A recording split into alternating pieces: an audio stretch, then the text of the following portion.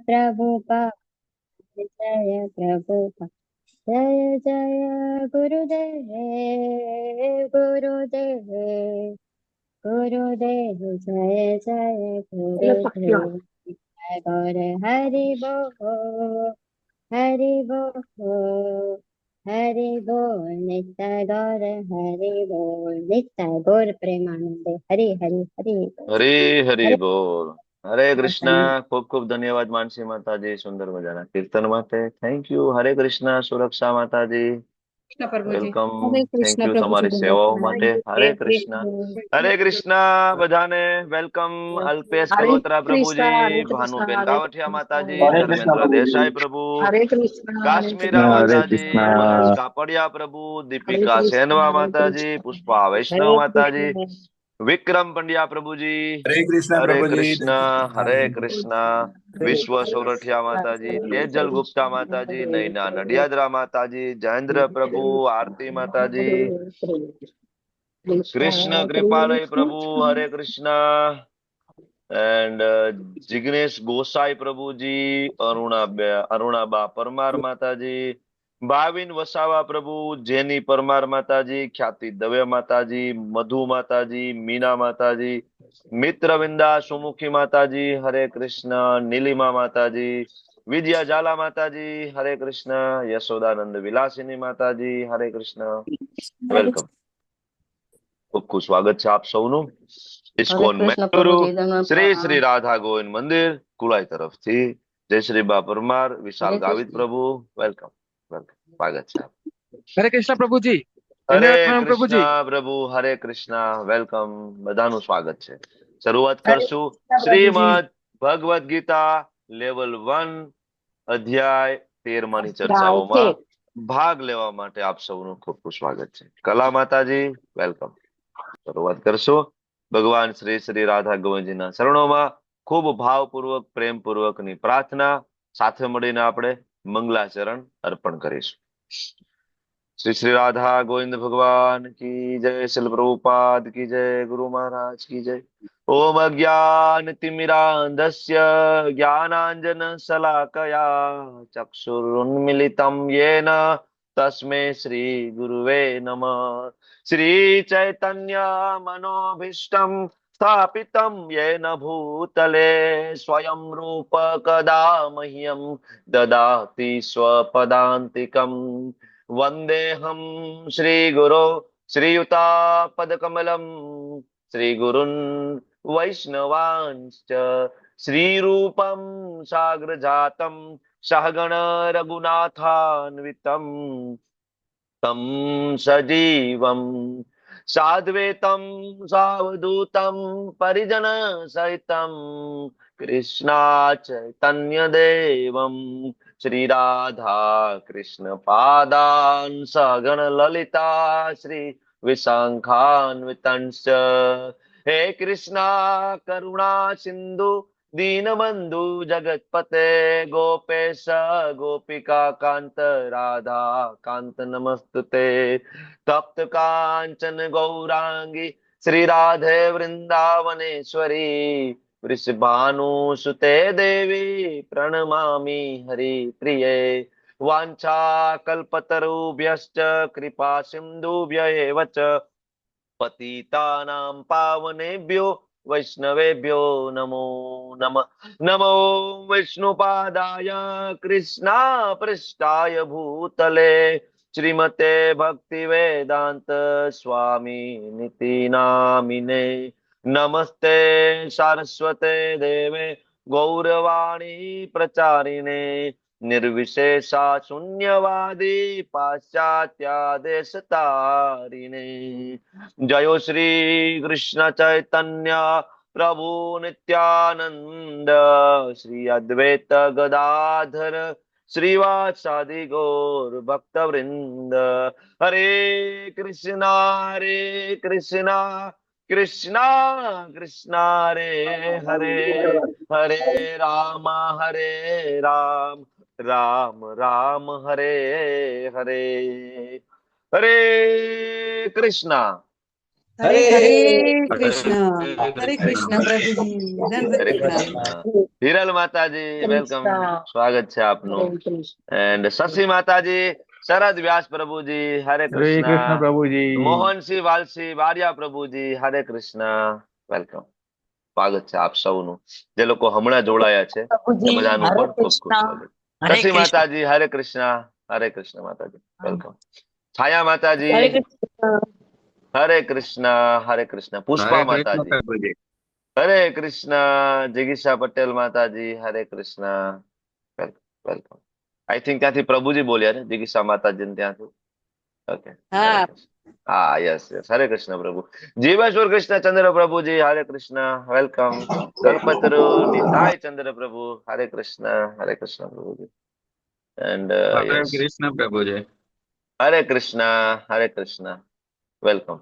ચારુ માતાજી, જુહી માતાજી, હરે વેલકમ. કૃષ્ણ પ્રભુજી. હરે કૃષ્ણ. અસ્મિતા ડોબરિયા માતાજી, અરુણાબા પરમાર માતાજી. હમણાં જે કોઈ જોડાયા છે બધાનું ખૂબ ખૂબ સ્વાગત છે, વેલકમ. શરૂઆત કરશું તો જૈન પ્રભુ હરે કૃષ્ણ. વિડીયોમાં દેખાયા તમે. હરે હરે કૃષ્ણ કૃષ્ણ પ્રભુ. પ્રભુ. યસ પ્રભુ, વેલકમ. તો ચર્ચા કરીશું ગઈકાલના અધ્યાય વિશે આપણે થોડી. રતિલાલ ઠક્કર પ્રભુજી હરે કૃષ્ણ. રતિલાલ પ્રભુજી વેલકમ, પ્રભુ. શરૂઆત કરશું. ચાલો, રેઝ યોર હેન્ડ. 12મા અધ્યાય વિશે થોડું કહો મને, ગઈકાલ વિશે થોડું. ખૂબ સરસ અધ્યાય હતો. 3 શબ્દની અંદર આખા અધ્યાયને તમે સમજાવી શકો છો, એટલો સરળ અધ્યાય છે, બરાબર ને? જુહી માતાજીનો પહેલો હાથ ઊંચો થયો, ત્યાંથી શરૂઆત કરશું. જુહી માતાજી હરે કૃષ્ણ પ્રભુજી. હરે કૃષ્ણ. પ્રભુજી એટલે અધ્યાયનું નામ હતું ભક્તિ સેવા ભક્તિ યોગ. યોગ. પ્રભુજી હું છે ને થોડું 1-1.5 મિનિટ તમારું લઈશ, એટલે સમજાવવા માટે એમ. ઓકે. એમાં છે ને આપણે 3 વસ્તુ હતી કે ભગવાન કોણ છે, ભક્તિ શું છે અને ભક્ત કેવો હોવો જોઈએ. તો ભગવાન વિશેનું છે ને ભગવાને વાત કરી કે ભગવાન જે છે એ નિરાકાર, એટલે નિરાકાર લોકો બી એવું કે નિરાકાર માને છે, કોઈ આકાર માને છે, પણ ભગવાન કહે છે કે ને હું જે બી છે બધું મારું જે છે એક આકાર સ્વરૂપ છે. જે રીતે બધાનો આકાર હોય છે એ રીતે મારો બી આકાર છે. તો અર્જુનને કહે છે કે તું મારા આકાર સ્વરૂપમાં તારું મન સ્થિર કરજે અને અત્યંત શ્રદ્ધાપૂર્વક મારી પૂજા કરજે, તો તને છે ને હું મારા માટે પરમ સિદ્ધ પ્રાપ્ત થશે. પછી ભગવાને છે ને એવું બી કીધું કે છે ને જે નિરાકાર માનીને જે મને ધ્યાનમાં થઈને જે શ્રેષ્ઠ રીતે ભક્તિ કરે છે એના માટે બી હું એ જ પ્રમાણેની છે ને પરમ સિદ્ધિ પ્રાપ્ત થાય છે. નહીં, એ જ પ્રમાણે નહીં. એકચ્યુઅલી બેયની જુદી જુદી છે. ભક્તને ભગવત ધામ પ્રાપ્ત થાય અને નિરાકારની ઉપાસના કરે એને બ્રહ્મવાદી કહેવાય, એને બ્રહ્મ જ્યોતિ પ્રાપ્ત થાય. વૈકુંઠનો જ એક ભાગ છે પણ જેને બ્રહ્મ જ્યોતિ તરીકે ઓળખવામાં આવે છે, બરાબર? જ્યાં માત્ર એક જ ગુણ છે, સત એટલે શાશ્વતતા. બોલો આગળ. પછી વાત થઈ ભક્તિ વિશેની વાત કરી, જેમાં છ છે ને એમણે ઓપ્શન આપ્યા ભક્તને કે અનન્ય ભક્તિ, સાધના ભક્તિ, એના પછી નિષ્કામ ભક્તિ, સકામ ભક્તિ, ધ્યાન યોગ અને જ્ઞાન યોગ. એટલે ભગવાન એવું બી કે છે ને જે હિમાલય પર જઈને એના ઉપર જે ધ્યાન કરે છે, જે એમ વિચારે છે કે ધ્યાન કરવાથી હું પ્રાપ્ત થઉં છું, તો એ વસ્તુને બી એમણે એને છેલ્લે રાખેલા છે. એ કે છે કે ખાલી ને ખાલી તું મારી પૂજા કરીશ ને મને અનન્ય તું સતત મારું ચિંતન કરીશ, એ અનન્ય ભક્તિ છે અને એ મારા માટે સર્વશ્રેષ્ઠ ભક્ત બી છે. એના પછી એમ ભગવાને ભક્તની બી વ્યાખ્યા આપી કે જે મનુષ્ય કોઈ દ્વેષ કરતો નથી, જીવ માત્ર પ્રત્યે દયાળુ રાખે છે, આત્મસંયમી હોય છે, એના પછી મારામાં મન, બુદ્ધિ, ધન બધી રીતે સ્થિર થઈને ભક્તિ પરાયણ થાય છે, સુખ અને દુઃખમાં સમાન હોય છે, એ નથી મિત્ર પ્રત્યે બી દ્વેષ નથી રાખતો કે શત્રુ પ્રત્યે બી દ્વેષ નથી રાખતો, એ મારો પરમ ભક્ત છે. Okay, Hare Krishna. Thank you. Almost ઘણું બધું કવર કર્યું તમે. હિરલ માતાજી, કઈ એડ કરવું છે આપને? હરે કૃષ્ણ પ્રભુજી.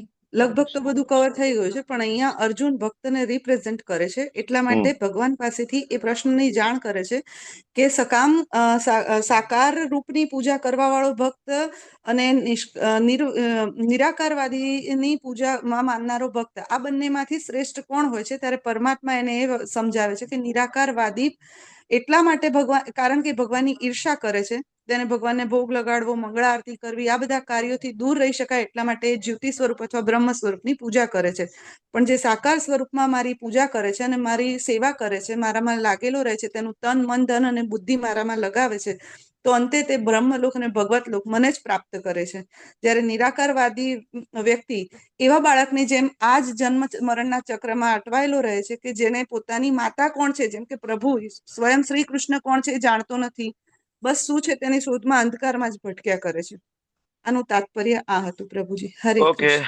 થેન્ક યુ, ખૂબ ખૂબ ધન્યવાદ. તો ગઈકાલે આપણે 12 અધ્યાય સુધીની ચર્ચાઓ પૂર્ણ કરી અને આપણે ભગવદ્ ગીતાના બહુ મહત્વના 2 વિભાગ પૂર્ણ કરી ચૂક્યા છીએ. બરાબર? કયા કયા 2 વિભાગ પૂર્ણ કરી ચૂક્યા છીએ? બોલો. પહેલો વિભાગ કયો?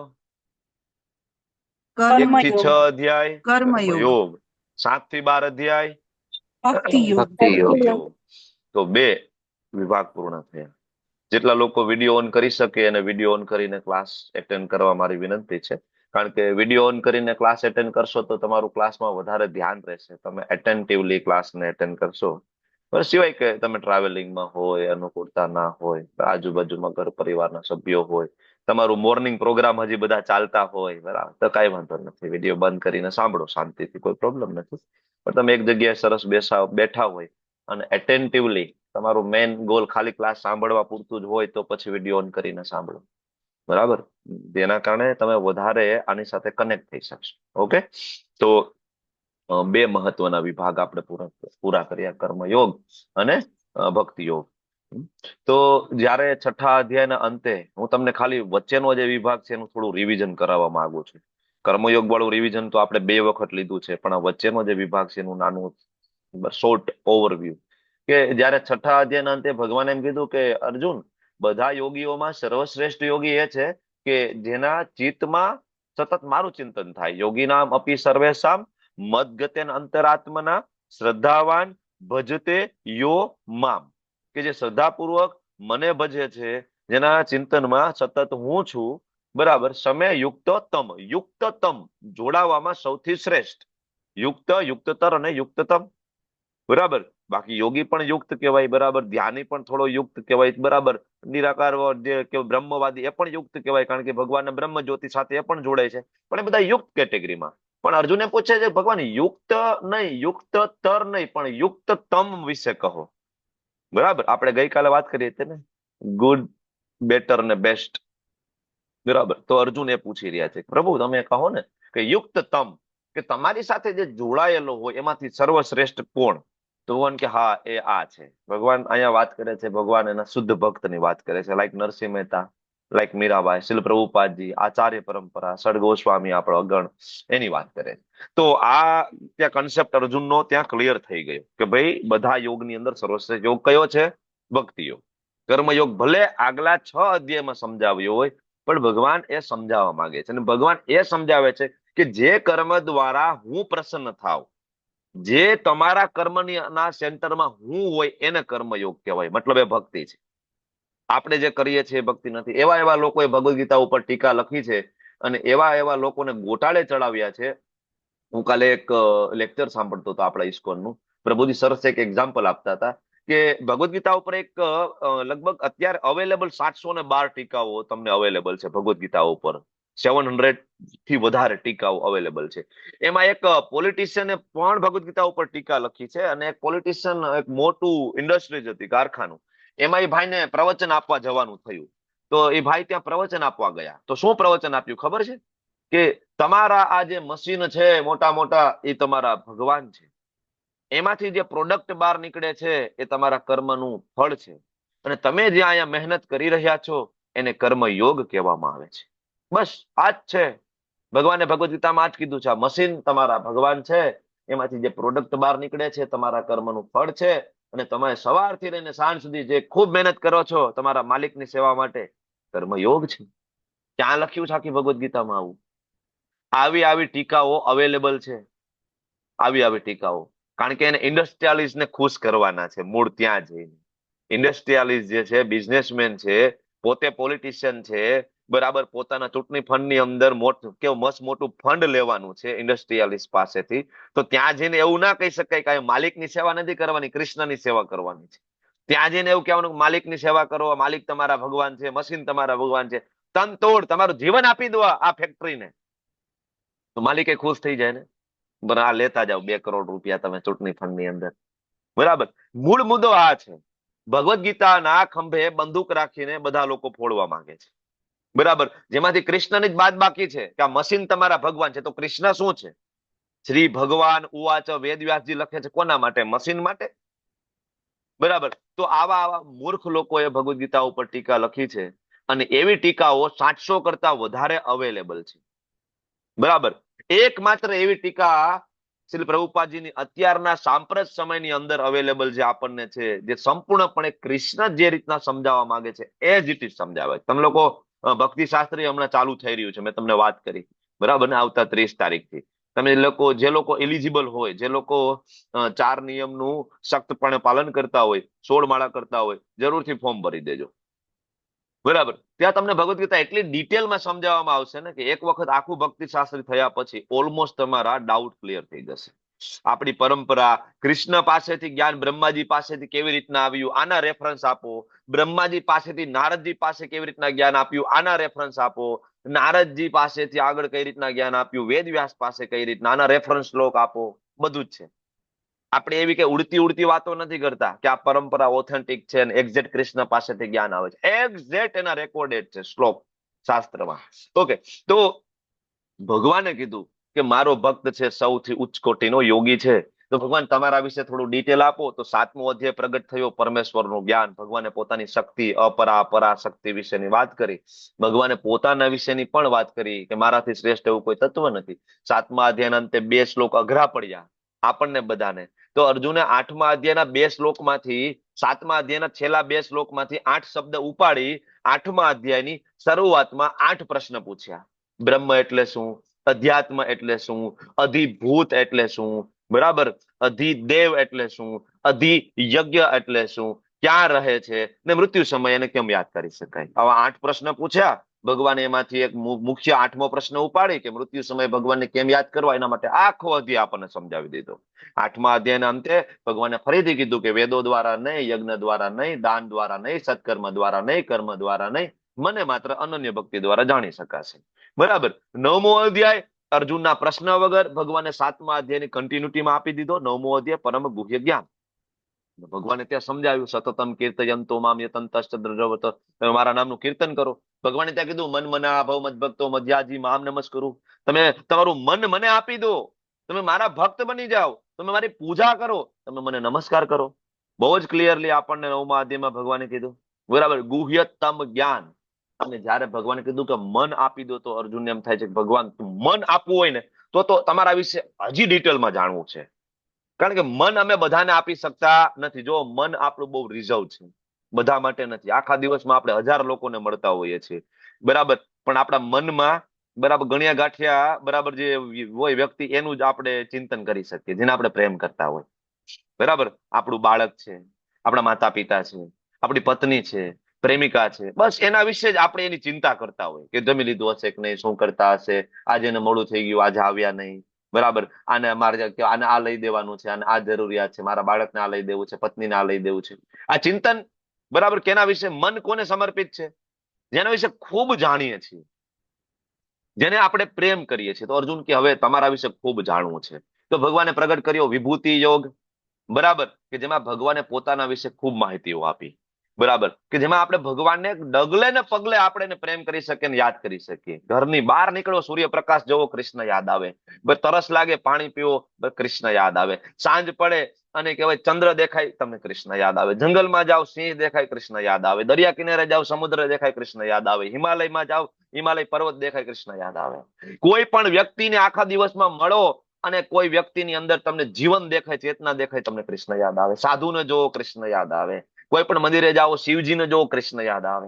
દેવી દેવતાઓને જોવો, તમને કૃષ્ણ યાદ આવે. ભગવાને પોતાની વિભૂતિ આપી દીધી. બરાબર કે ક્ષણે ક્ષણ જીવ કેવી રીતના ભગવાનને પ્રેમ કરી શકે અને યાદ કરી શકે. બરાબર.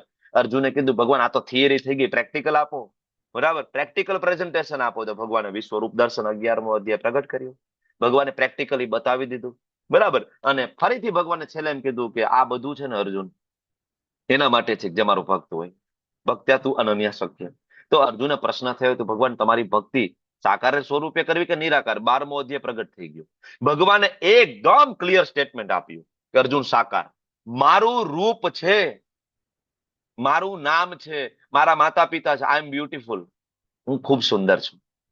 મને પ્રેમ કરી શકાય છે. હું તમને બધાને પ્રેમ કરું છું. હું નિરાકાર નથી. નિરાકાર કેમ પ્રેમ કરશે કોઈને? નિરાકારને તમે, હું તમને બધાને અહીંયા ઉપસ્થિત બરાબર જેટલા પણ પાર્ટિસિપન્ટ છે, હું તમને બધાને કહું છું કે તમે બધા આંખ બંધ કરો અને તમે લાઇટનું ચિંતન કરો. કેનું? પ્રકાશનું. બરાબર. જે લોકો નિરાકારની ઉપાસના કરતા હોય, પ્રકાશનું ચિંતન કરતા હોય, લાઇટનું ચિંતન કરતા હોય, તમે મને કહો. બરાબર. આંખ બંધ કરો.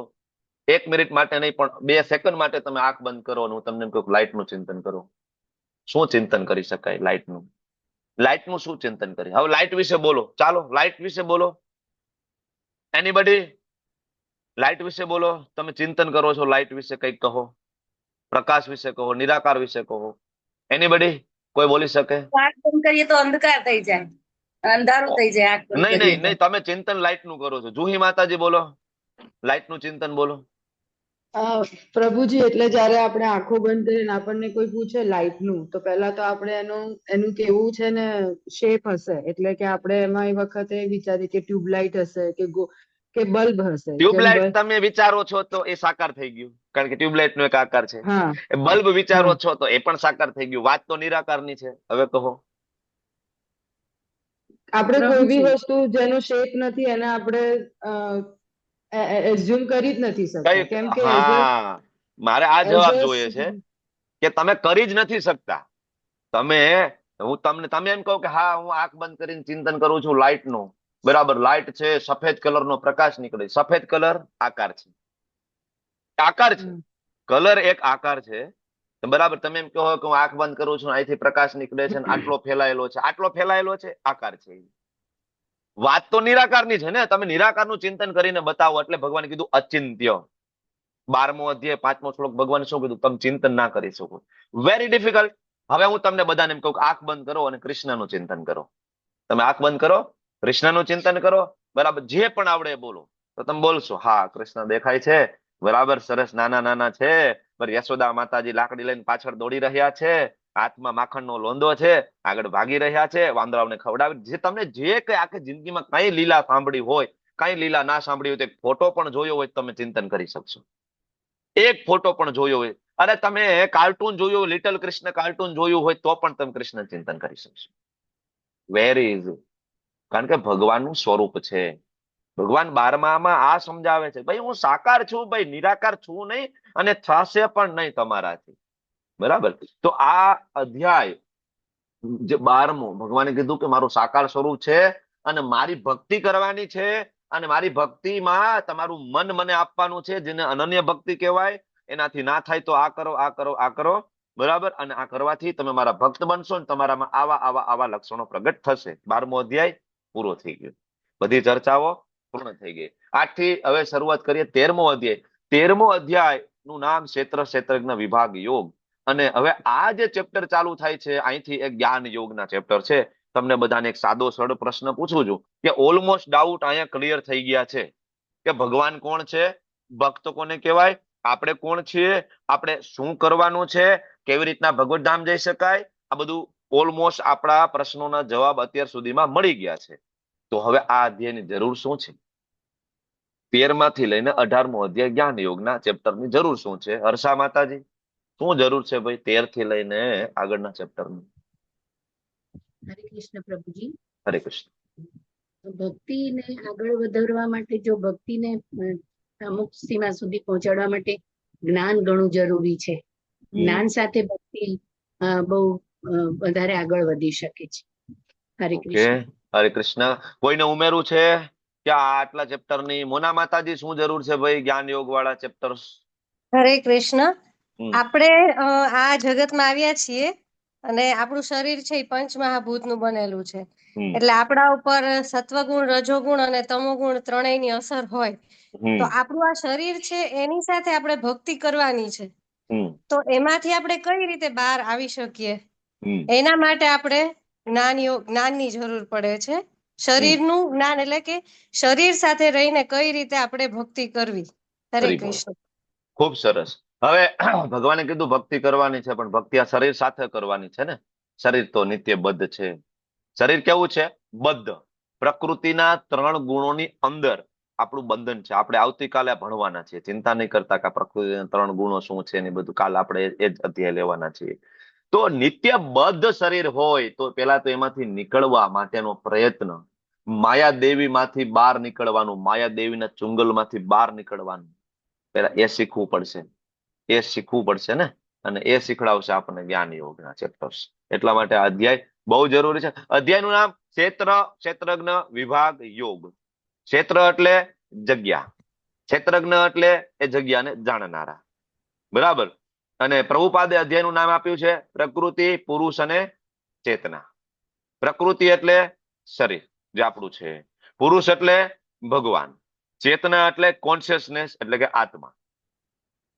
તો આ અધ્યાયની અંદર મુખ્ય 3 વિભાગ છે: પ્રકૃતિ, પુરુષ અને ચેતના, શરીર, ભગવાન અને આત્મા. ક્ષેત્રજ્ઞ વિભાગ યોગ. ક્ષેત્ર એટલે શરીર, ક્ષેત્રજ્ઞ એટલે કે શરીરને જાણનારા, આત્મા અને પરમાત્મા. તો જ્યારે કોઈ વ્યક્તિ ક્ષેત્રજ્ઞ, આ જે વિભાગ જે છે 3, કયા? આત્મા, શરીર અને પરમાત્મા, જળ અને ચેતન. બરાબર. 2 શબ્દમાં કેવું હોય તો જળ અને ચેતન. જળ એટલે શરીર, ચેતન એટલે આત્મા અને પરમાત્મા. તો જ્યારે કોઈ વ્યક્તિ આત્મા, પરમાત્મા અને આ શરીર, આનો વિભાગ, આ વચ્ચેનું કનેક્શન ને કોઈ વ્યક્તિ જાણી લેશે ને, ત્યારે એ બની જશે યોગ. ક્ષેત્રજ્ઞ વિભાગ યોગ. ત્યારે બનશે યોગ, ત્યારે ભગવાન સાથે જોડાઈ જશે. આ અધ્યાયનું ટાઇટલ છે, ક્ષેત્રજ્ઞ વિભાગ યોગ. બરાબર છે. તો આ અધ્યાય એવું કહેવાય કે most complicated chapter in Shrimad Bhagavad Gita. Most complicated. સમજવું બહુ અઘરું હોય છે. આ અધ્યાયની અંદર એટલું બધું ડિટેલ છે, બરાબર, કે આપણો અહીં શું કામ જન્મ થયો છે, હું શું કામ અહીં હેરાન થાઉં છું, આત્મા ભગવાનનો દાસ હોય, બરાબર, તો પછી આવા પાપ કર્મોમાં શું કામ લેપાયેલો છે, આત્મા તો શુદ્ધ છે તો શું કામ એ રેપ કરે, આત્મા શું કામ આતંકવાદી બની જાય, નિર્દોષ લોકોને શું કામ મારતો હશે. બરાબર. આ બધા પ્રશ્નો આની અંદર છે, ડિટેલની અંદર. બરાબર. પણ જેમ આપણે હવે જો 13મો અધ્યાય, બરાબર, છેક 13મા નંબર ઉપર આપ્યો છે. તો જે કોઈ વ્યક્તિ 1 થી 12 અધ્યાય બરાબર સમજે એ 13મા અધ્યાયને સમજી શકે. એના વગર ભગવાન ધારે તો 13મો અધ્યાય પહેલા ચેપ્ટર તરીકે મૂકી દે. ચેપ્ટર 1 ક્ષેત્રજ્ઞ વિભાગ યોગ. કોઈ ના સમજી શકે. બરાબર. હવે આ અધ્યાય કોણ સમજી શકશે ને, ભગવાન એ પણ વ્યાખ્યા કરવાના છે આજના અધ્યાયમાં. બરાબર. આની પહેલા ભગવાને ઘણી વખત કીધું છે ને, ભક્તો અસી મેં સખા ચેતી, મારો ભક્ત હોય એને જ હું આ જ્ઞાન આપીશ. તો આ અધ્યાય કોણ સમજી શકશે, ભગવાન એની પણ વ્યાખ્યા કરશે. સમજીએ. ક્ષેત્રજ્ઞ વિભાગ યોગ તરફ આગળ વધીએ. તો ક્ષેત્ર એટલે કે એક સ્થળ, લોકેશન, જગ્યા. બરાબર. રેકોર્ડિંગ ચાલુ છે ને? હરે કૃષ્ણ. સુરક્ષા માતાજી. હા પ્રભુજી ચાલુ છે. દંડવત પ્રણામ. કીર્તિમાન પ્રભુ હરે કૃષ્ણ. जानकी माता जी, कृष्ण प्रभु जी, दंडवत प्रणाम। परेश शाह प्रभु जी, वेलकम। मीना माता जी, ललित कुमार प्रभु जी, हरे कृष्ण। विशाल आहिर प्रभु, कृष्ण प्रभु जी, दंडवत दीपक प्रभु, विभा माता जी, मयूर प्रभु, हरे कृष्ण प्रभु। हरे कृष्ण प्रभु जी, हरे कृष्ण हरे कृष्ण काश्मीरा माता जी, नरेंद्र प्रभु, राजेंद्र प्रभु, दीप्ति माता जी, वेलकम। કૃષ્ણ પ્રભુ દંડવત પ્રણામ. स्वागत है आपનું। विशाल तेरैया प्रभु, वेलकम। हरे कृष्ण। हरे कृष्ण। ક્ષેત્રજ્ઞ વિભાગ યોગ, કે જે કોઈ વ્યક્તિ ક્ષેત્ર એટલે કે આ શરીર, ક્ષેત્રજ્ઞ એટલે કે આત્મા અને પરમાત્મા, બરાબર, આ વિભાગ એટલે કે જળ અને ચેતન વચ્ચેનો તફાવત વાળો આ જે વિભાગ છે, જે ડિપાર્ટમેન્ટ, બરાબર, જે એને કોઈ જાણી લેશે તો એ ભગવાન સાથે જોડાઈ જશે, યોગ થઈ જશે. બરાબર. પ્રકૃતિ, પુરુષ અને ચેતના. અધ્યાય ખૂબ ઇન્ટરેસ્ટિંગ છે. બરાબર. અને અલગ અલગ 6 વિભાગની અંદર વિભાજિત કરેલો અધ્યાય છે. શરૂઆતમાં અર્જુનના પ્રશ્નથી શરૂઆત થશે. મેં તમને હમણાં પ્રશ્ન પૂછ્યો કે ભાઈ અત્યાર સુધી નિષ્કર્ષ ખબર પડી ગઈ ભક્તિ છે, તો આ અધ્યાયની જરૂર શું છે? તમે લોકોએ સરસ સમજાવ્યું. તો આમ જોવા જઈએ તો અત્યાર સુધી જે કઈ ચર્ચા થઈ છે એ પણ ભક્તિયોગ છે, કારણ કે જે કર્મ દ્વારા ભગવાનને પ્રસન્ન કરી શકાય એને કર્મયોગ કહેવાય. ભક્તિ અને આ જ્ઞાન યોગના ચેપ્ટર કે જે જ્ઞાન દ્વારા ભગવાનને વધારે સારી રીતના જાણી શકાય એને કહેવાય પણ ભક્તિ જ્ઞાન યોગ. અહીંયા શુષ્ક જ્ઞાનની ચર્ચા નથી. શુષ્ક જ્ઞાન અને જ્ઞાન યોગ વચ્ચે તફાવત છે. આપણે જે કર્મ કરીએ છીએ અને કર્મ યોગ વચ્ચે તફાવત છે, એવી રીતના શુષ્ક જ્ઞાન અને જ્ઞાન યોગ વચ્ચે તફાવત છે. તો અહીંયા જ્ઞાન યોગની ચર્ચા છે કે જેના દ્વારા આપણે આપણા પોતાનાને જાણી શકીએ કે આપણે કોણ છીએ. આપણે ભગવાનના દાસ છીએ, સેવક છીએ, જીવેર સ્વરૂપ હોય કૃષ્ણ નિત્ય દાસ. આ જાણતા જાણતા આપણે ધીમે ધીમે માયાના પડદામાંથી બહાર નીકળી શકીએ. તો માયાથી અળગા રહેવા અને કૃષ્ણ પ્રત્યે આસક્ત થવામાં મદદ કરે એને કહેવાય જ્ઞાન. જ્ઞાન એટલે એવું નહીં પીએચડી કરી લઈને ડોક્ટર એન્જિનિયર બની જાય તો જ્ઞાની થઈ જાય. આ દેમાં ભગવાન જ્ઞાનની વ્યાખ્યા પણ આપશે. અર્જુનના સરસ મજાના પ્રશ્ન છે, તમે લોકો જોવો. જેવી રીતનો 8મો અધ્યાય 8 પ્રશ્નથી શરૂઆત થાય છે, એમ આ અધ્યાય છે એ અર્જુનના 6 પ્રશ્નથી શરૂઆત થાય છે. અર્જુન ઉવાચ પ્રકૃતિમ પુરુષમ ચેવ ક્ષેત્રમ ક્ષેત્રજ્ઞમેવ ચ એતદ્વેતુમિચ્છામિ જ્ઞાનમ જ્ઞેય ચ કેશવ. 6 પ્રશ્ન પૂછી લીધા અર્જુને, ધડાધડ. ભગવાન પ્રકૃતિ એટલે શું? ભગવાન પુરુષ એટલે શું? ભગવાન ક્ષેત્ર એટલે શું? અને ક્ષેત્રજ્ઞ મને પણ સમજાવો. અને ભગવાન જ્ઞાનની વ્યાખ્યા આપો, અને જ્ઞેય એટલે કે મનુષ્ય જીવનનું અલ્ટિમેટ ગોલ શું છે આ સમજાવો. 6 પ્રશ્ન અર્જુનના, બરાબર. અને ભગવાન તમને ખબર છે બિલકુલ ઘુમાડ્યા ફેરાવ્યા વગર સ્ટ્રેટ ફોરવર્ડ આન્સર. બીજા શ્લોક ભગવાન આન્સર આપવાની શરૂઆત કરી દીધી. ઇદમ શરીરમ કૌંતેય ક્ષેત્રમ ઇત્ય અભિધીયતે. અર્જુન તારો પ્રશ્ન ક્ષેત્ર, એનો હું જવાબ આપું કે ક્ષેત્ર એટલે આ શરીર. ક્ષેત્ર એટલે આ શરીર. અને એતદ્વેતિમ તમ પ્રાહુ ક્ષેત્ય ઇતિ તદ્વિત. તો ભગવાન કહે છે કે આ ક્ષેત્રને જે જાણે ને ક્ષેત્રજ્ઞ કહેવાય. ક્ષેત્ર એટલે કે શરીર, અને શરીરને જાણનારાને શું કહેવાય? ભગવાન કે ક્ષેત્રજ્ઞ કહેવાય છે. સિમ્પલ. હવે હું તમને એક પ્રશ્ન પૂછું કે ધારો કે મારી પાસે જમીન હોય 5 વીઘા નથી, આ તો હું પૂછું તમને કે 5 વીઘા ધારો કે જમીન હોય, તો એ જમીનની માહિતી કોની પાસે મળે? એક્ઝેક્ટ માહિતી તમારા બધા માટે પ્રશ્ન છે. પૂર્વિનાયક માતાજી, સિટી સર્વે પાસેથી. ભાઈ બીજી હરે કૃષ્ણ જમીન છે એનો, અને નગરપાલિકામાં એની જે ફાઇલો હોય એની પાસેથી મળે. હરી બોલ. મતલબ તમારા બધાનું કહેવાનું છે હિરલ માતાજી, હિરલ રામાનુજ માતાજી, કઈ નવું છે કે એ જ છે? હા, એટલે જમીન માલિક પાસે હોય અને રેકોર્ડમાં. પરફેક્ટ. બરાબર. મતલબ 2 જગ્યાએ માહિતી મળશે. એક તો મારી જમીન છે તો મને ખબર છે ભાઈ કે મારી જમીન કેવડી છે. એના ઉત્તરમાં વિશાલ પ્રભુનું ખેતર છે, દક્ષિણમાં ધર્મેન્દ્ર પ્રભુનું ખેતર છે, બરાબર, પૂર્વમાં વિશાલ તેરૈયા પ્રભુનું ખેતર છે, અને પશ્ચિમમાં યુવરાજસિંહ પ્રભુનું ખેતર છે. મને ખબર છે. આ માહિતી કોની પાસે હોય? મારી પાસે હોય. બરાબર. મેં એમાં શું વાવ્યું છે ભાઈ? મગફળી વાવી છે, એમાં ઘઉં વાવ્યા છે, ચોખા વાવ્યા છે, મને ખબર છે. આ માહિતી મારી પાસે એક તો મળશે. બીજું, આ સેમ રેકોર્ડ, સેમ માહિતી તમે ગવર્મેન્ટના ઓફિસમાં જઈ તમારા જમીનનો સિટી સર્વે નંબર આપશો તો તમને એ ગવર્મેન્ટના રેકોર્ડમાંથી તમને મળી જશે. તરત જ તમને કહેશે તમારા ઉત્તરમાં, દક્ષિણમાં, પૂર્વમાં, પશ્ચિમ આટલા તમારા સેઢા પાડોશી. બરાબર. તમને એ પણ કહેશે કે તમારી જમીન ઉપર કેટલો કર છે, બરાબર, તમે કેટલું ગવર્મેન્ટ પાસેથી લીધું છે, આ બધું જ માહિતી આપશે. તમે શું શું વાવ્યું છે, ગવર્મેન્ટને તમે શું શું વેચ્યું છે, આ બધો જ રેકોર્ડ તમને સિટી સર્વેની ઓફિસમાં પણ મળશે. મતલબ એક ખેતરની માહિતી 2 જગ્યા. આ ક્ષેત્રનો મતલબ થાય છે ખેતર, બરાબર. અને આયા ભગવાન કહે છે કે આ ક્ષેત્ર એટલે શરીર, બરાબર. તો આનો મતલબ એવો થયો. તો હવે તમે મને કહો કે ભગવાન અહીંયા જે સમજાવે છે કે ક્ષેત્ર એટલે ઇદમ શરીરમ કૌંતેય ક્ષેત્રમ ઇતિ અભિધીયતે, કે આ શરીર છે, ક્ષેત્ર છે. તો હવે જેમ ખેતરની માહિતી 2 જગ્યાએ તમે કહ્યું મળે છે, મારી પાસે સિટી સર્વેની ઓફિસમાં, તો આ ક્ષેત્ર એટલે કે આ શરીર, આની અંદર શું વાવેલું છે, બરાબર, આને આજે શું ખાધું છે, આ બધી માહિતી કોની પાસે મળશે? હવે એક વિશાલ આહિર પ્રભુ બોલો. ક્યાં ક્યાં રેકોર્ડ મળશે ભાઈ મારા શરીરનો? હરે કૃષ્ણ પ્રભુજી. આત્મા હરે અને કૃષ્ણ. પરમાત્મા. હા, એક તો મારી પાસે હું એટલે કે અહીંયા આત્માની વાત છે. એક તો મારા આત્માને બધી ખબર છે, બરાબર. મેં શું ખાધું છે, શું નથી ખાધું, કેટલા વાગે ઉઠ્યો છું, મંગલા આરતી આજે થઈ ના થઈ, માળા થઈ નથી થઈ, બરાબર બધું. અને બીજું પરમાત્માને બધી ખબર છે, બરાબર. કારણ કે ભગવાન બધાના હૃદયમાં પરમાત્મા સ્વરૂપમાં બિરાજમાન થાય છે. આજના અધ્યાયમાં આવશે, બરાબર. ભગવાન પોતે કહેશે.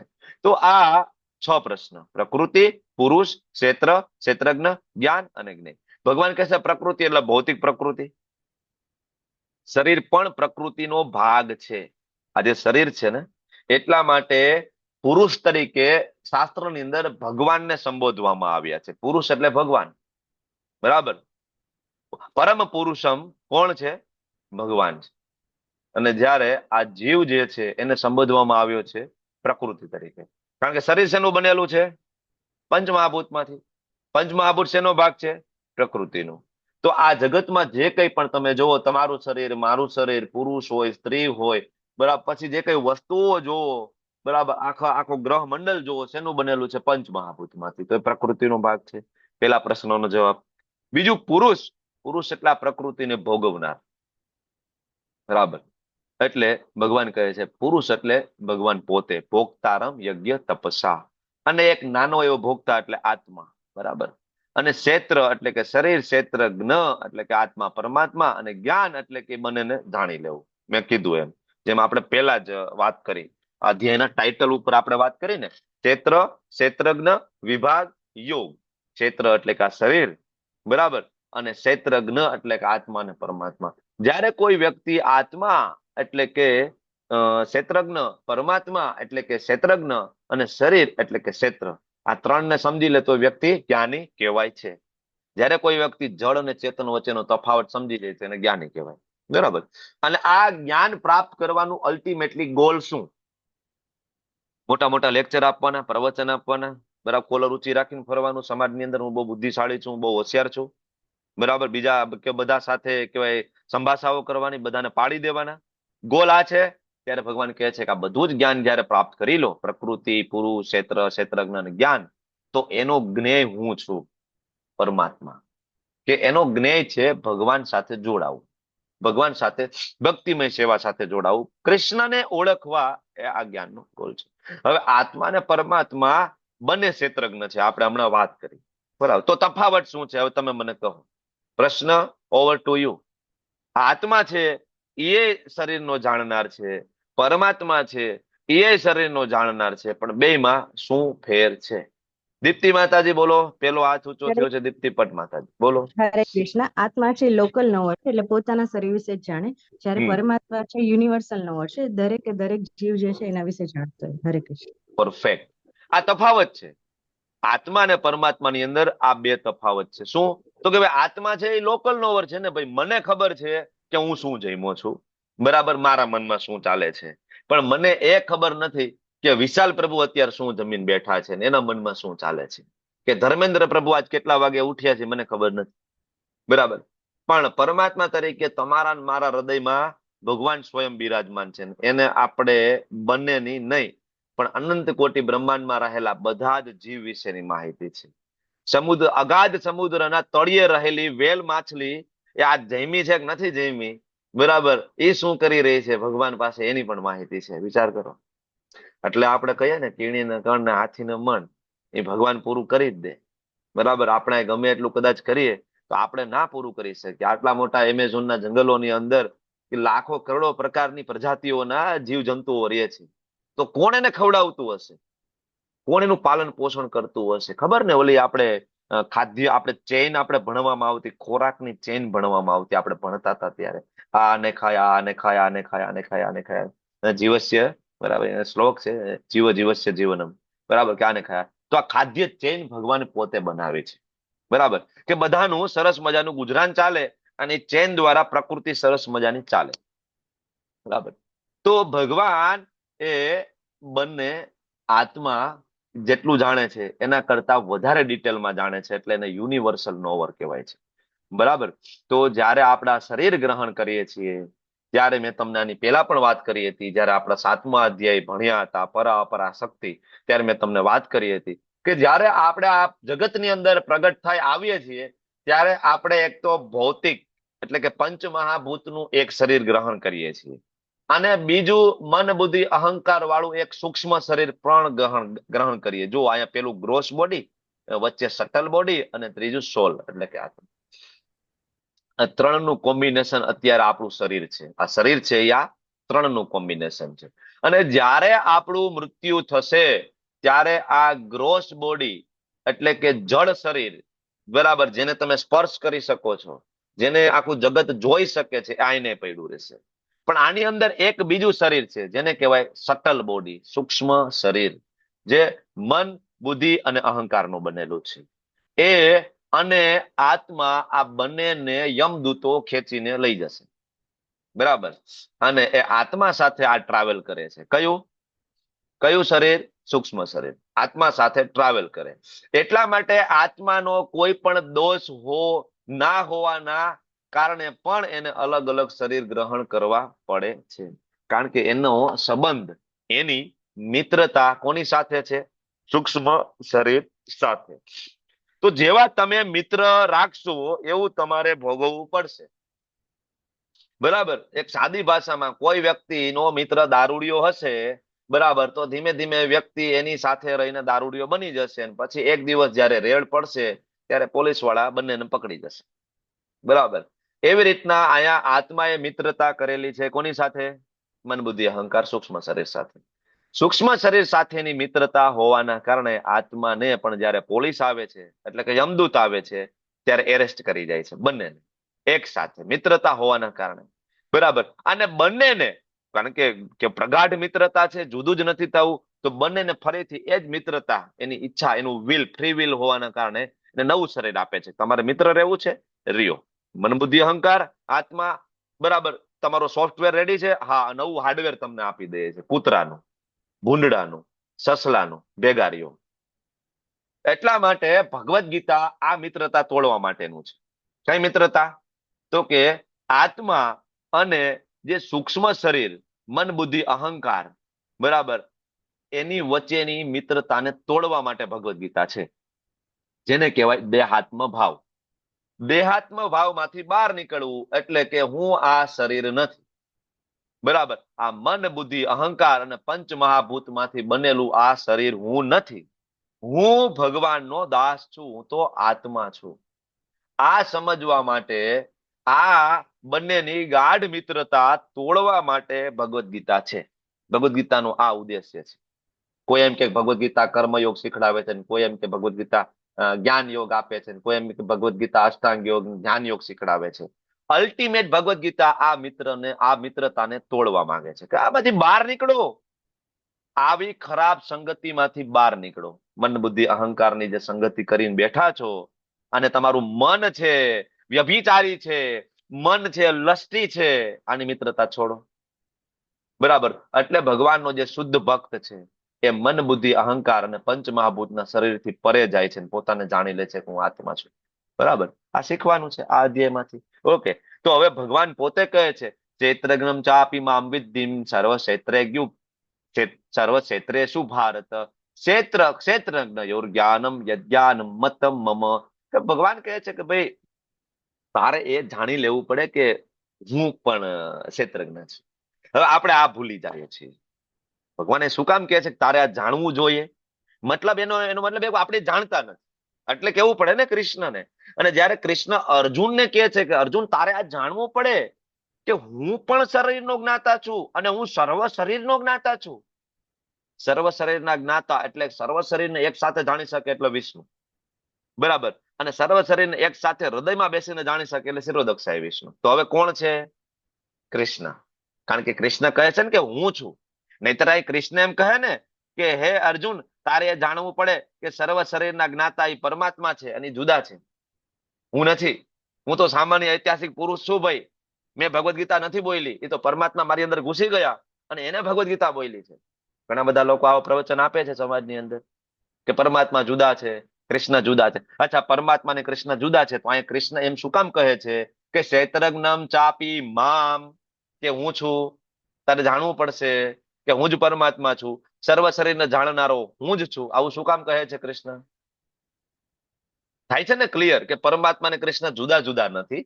સર્વ શરીરના જાણે છે એટલે કે સર્વવ્યાપી, એટલે કે વિષ્ણુ અને કૃષ્ણ જુદા નથી. બરાબર. તો આ આપણે ભૂલી જઈએ છીએ. ભગવાન આપણને ટોન્ટ મારે છે અર્જુન થકી. અર્જુનને કહે છે કે અર્જુન તારે જાણવું જોઈએ. અર્જુનને નથી જાણવાનું. આ ભગવાન આપણને ઇનડાયરેક્ટલી ટોન્ટ મારે છે. તમારે જાણવું પડે મૂર્ખાઓ કે હું ભગવાન છું અને હું બધું જ જાણું છું, કારણ કે હું તમારા હૃદયમાં બેઠો છું. આપણે ભૂલી જઈએ છીએ. તમને ને મને એવું છે કે આપણે જ જ્ઞાની છીએ અને હું બહુ બુદ્ધિશાળી છું અને હું કહું ને એમ થાય ભાઈ, કારણ કે હું જ્ઞાતા છું ભાઈ, મને બધી ખબર પડે છે. બરાબર. હું બહુ હોશિયાર છું, હું બહુ બુદ્ધિશાળી છું. બરાબર. એ તો ભાઈ મેં મહેનત કરી છે એટલે આ બધું મેં પ્રાપ્ત કર્યું છે. બરાબર. મારી મહેનત છે. ત્યારે ભગવાન કે તમે ભૂલી ગયા, હું જ્ઞાતા છું, હું સર્વ શરીરનો જ્ઞાતા છું. આગળ એ કહે છે કે મારી પરમિશન વગર તમે કઈ ના કરી શકો. તો આ વસ્તુ જાણવાની છે. કઈ? ક્ષેત્રજ્ઞ યોગ જ્ઞાનમ. કે જ્યારે કોઈ વ્યક્તિ આને જાણી લે, ક્ષેત્ર એટલે શરીર, ક્ષેત્રજ્ઞ એટલે આત્મા ને પરમાત્મા, બરાબર, એને ભગવાને કીધું છે જ્ઞાન. આ જ્ઞાનની વ્યાખ્યા થઈ ગઈ. બરાબર. આને જાણવાનું છે કે આ જ્ઞાન છે. બરાબર. આપણે જાણવું પડશે ને. ભગવાન કહે છે, બરાબર, કે હું બધાને જાણું છું, હું સામાન્ય કીડીમાં રહું છું. એટલે જયારે આપણે ચાલીને જતા હોય અને આપણા પગની નીચે કીડી આવે ને કીડી મરી જાય, બરાબર, તો આપણે એવું વિચારીએ ને કે ભાઈ તો મરી જાય, ભાઈ એમાં તો આપણે શું કરી શકીએ, એની ગતિ ના. ભગવાન એના હૃદયમાં પરમાત્મા સ્વરૂપે બેઠા છે, કીડીના હૃદયમાં, અને એ આ કર્મને રેકોર્ડ કરે છે કે તમારા થકી જયારે કોઈ કીડી મરે, મકોડા મરે, મચ્છર મરે, તો આનું પણ રેકોર્ડિંગ થાય છે. બરાબર. અને એટલા માટે એ બધા જ પાપ કર્મોનું ફળ પ્રાપ્ત થાય છે, કારણ કે ભગવાન સર્વ શરીરોના જાણકાર હોવાના કારણે, બરાબર, આપણા થકી જે કંઈ પણ કર્મ થાય છે એના ડાયરેક્ટ સાક્ષી પૂરનાર કૃષ્ણ છે. ડાયરેક્ટ. બરાબર. એટલા માટે અહીં ભગવાન કહે. હવે એટલા માટે હવે જયારે કીડી આપણા પગની નીચે ચગદાઈ ગઈ, મરી ગઈ, તો હવે એ પોતાના કર્મના કારણે કીડીની યોનિમાં હતી. બરાબર. તો હવે થશે એવું કે હજી કીડીના કર્મ તો પૂરા નતા થયા પણ તમારા દ્વારા એ મરી ગઈ, તો હવે એને ફરીથી નવું શરીર પાછું કીડીનું લેવું પડશે. તમારા કારણે એનો એક જન્મ પાછો વધી ગયો, કારણ કે એને હજી કર્મ પૂરા નહોતા થયા કીડીની યોનિમાં, પણ તમારા દ્વારા એને ડિસ્ટર્બ કરવામાં આવી. ડિસ્ટર્બ કરવામાં આવી એટલે એનું કર્મનું બંધન તમે વધાર્યું છે તમારા કારણે, એટલે એને ફરીથી જન્મ લેવો પડે છે, એટલે એનું પાપ આપણને લાગે છે. બરાબર. એટલા માટે શાસ્ત્ર એમ કે છે કે આતતાયી હોય એને મારી શકાય, બાકી આતતાયી સિવાય કોઈને પણ આપણે મારીએ તો એનું આપણને પાપ લાગે છે. આને જ્ઞાન કીધું છે. બરાબર. એટલા માટે જ આ જાણવાનું છે ને કે શરીર, આત્મા અને પરમાત્મા જાણો. પણ બરાબર, અહીંયા એક સરસ મજાનો ફોટો આપ્યો છે. ખેતર છે બાજુમાં, તમે જોશો એક વ્યક્તિ ખેતરમાં કામ કરે, પોતાના ખેતર વિશે જાણે અને બાજુના ખેતર વિશે થોડુંક જાણે. પણ તમે આ જોવો તો અહીંયા પરમાત્મા છે જે બધાના ખેતર વિશે જાણે છે, બધાના શરીર વિશે જાણે છે. તો આ ક્યાં લખ્યું છે? જ્યાં ચર્ચા થઈ રહી છે આનો ઉલ્લેખ ક્યાં આવ્યો છે? એક તો ભગવાને તો અહીંયા કહ્યું. હવે ભગવાન પોતે પણ એક પ્રોટોકોલને ફોલો કરે છે. કયો પ્રોટોકોલ? તો કે ભાઈ જે કંઈ પણ બોલવું, બરાબર, એનો એક રેફરન્સ આપવો. ભગવાનને કઈ જરૂર નથી. ભગવાનને જરૂર છે રેફરન્સ આપવાની, કારણ કે ભગવાન પોતે જ બ્રહ્માજીના હૃદયમાં વેદોનું જ્ઞાન આપ્યું છે ને. તો ભગવાન બોલે જ રેફરન્સ છે અલ્ટિમેટ. છતાં પણ ભગવાન એક કહેવાય ઔપચારિકતા નિભાવે છે અને કહે છે કે અર્જુન, આ હું જે કહું છું ને, બરાબર, ક્ષેત્રજ્ઞ, એનું કાર્ય, એનું કારણ ક્યાં આપ્યું છે? તો કે એ બ્રહ્મસૂત્ર પદેશ છે. બ્રહ્મસૂત્ર એટલે વેદાંત સૂત્ર. બરાબર. ક્યાં? તો કોના દ્વારા? તો કે ઋષિભિહિ. વિભિન્ન ઋષિઓએ વિભિન્ન વૈદિક ગ્રંથોની અંદર કાર્યનું ક્ષેત્ર એટલે કે શરીર, કાર્યોના જ્ઞાતા એટલે કે આત્મા અને પરમાત્મા, આનું જ્ઞાનનું વર્ણન કર્યું છે. અને ખાસ કરીને ક્યાં મળશે? તો કે વેદાંત સૂત્રમાં. મતલબ ભગવાન આ જે વિભાગની ચર્ચા કરે છે, વિભાગ છે વેદાંત સૂત્ર વાળો. સમજ્યા? અને એટલા માટે સૌથી આપણા માટે અઘરો છે. શું કામ? કારણ કે વેદાંત સૂત્ર આપણા જેવા માટે સમજવું બહુ મુશ્કેલ છે, કારણ કે વેદાંત સૂત્ર છે કોડેડ લેંગ્વેજ છે. વેદોને સમજવા માટે, સરળતાપૂર્વક સમજવા માટે આવ્યા ઉપનિષદ. બરાબર. ઉપનિષદને સરળતાથી સમજાવવા માટે આવ્યા પુરાણો, અને વેદોની પુરવણી તરીકે ઓળખવામાં આવે છે પુરાણો. એને ઇઝીલી સમજાવવા માટે આવ્યા ઇતિહાસ, રામાયણ અને મહાભારત, થોડું ઇઝીલી સમજાવવા માટે. અને અલ્ટિમેટલી વેદોને સમજાવવા માટે જે બહુ જ બુદ્ધિશાળી લોકો હોય એ સમજી જાય. એના એક શબ્દની અંદર હજારો બુક ભરાઈ જાય એટલું જ્ઞાન હોય. જેમ કે અથાતો બ્રહ્મ જિજ્ઞાસા, આટલું જ લખ્યું છે વેદોમાં. બરાબર, અથાતો બ્રહ્મ જિજ્ઞાસા, બુદ્ધિશાળી વ્યક્તિ સમજી જશે. બરાબર. તો ભગવાન એ સમજાવે છે કે આ વેદાંત સૂત્ર એટલે કે અલ્ટિમેટલી જે વેદને સમજાવવા માટેની જે કોડેડ લેંગ્વેજ વેદાંત સૂત્ર, એમાં આનું ડિટેલમાં વર્ણન છે. એટલે કોઈને આને ડિટેલમાં સમજવું હોય તો તમારે વેદાંત સૂત્ર વાંચવું જોઈએ. ભગવાન ઇનડાયરેક્ટલી કહેવા માંગે છે વેદાંત સૂત્ર વાંચશો તમને પ્રાપ્ત થશે. પણ હવે એ કોણ વાંચી શકે અને કોણ સમજી શકે?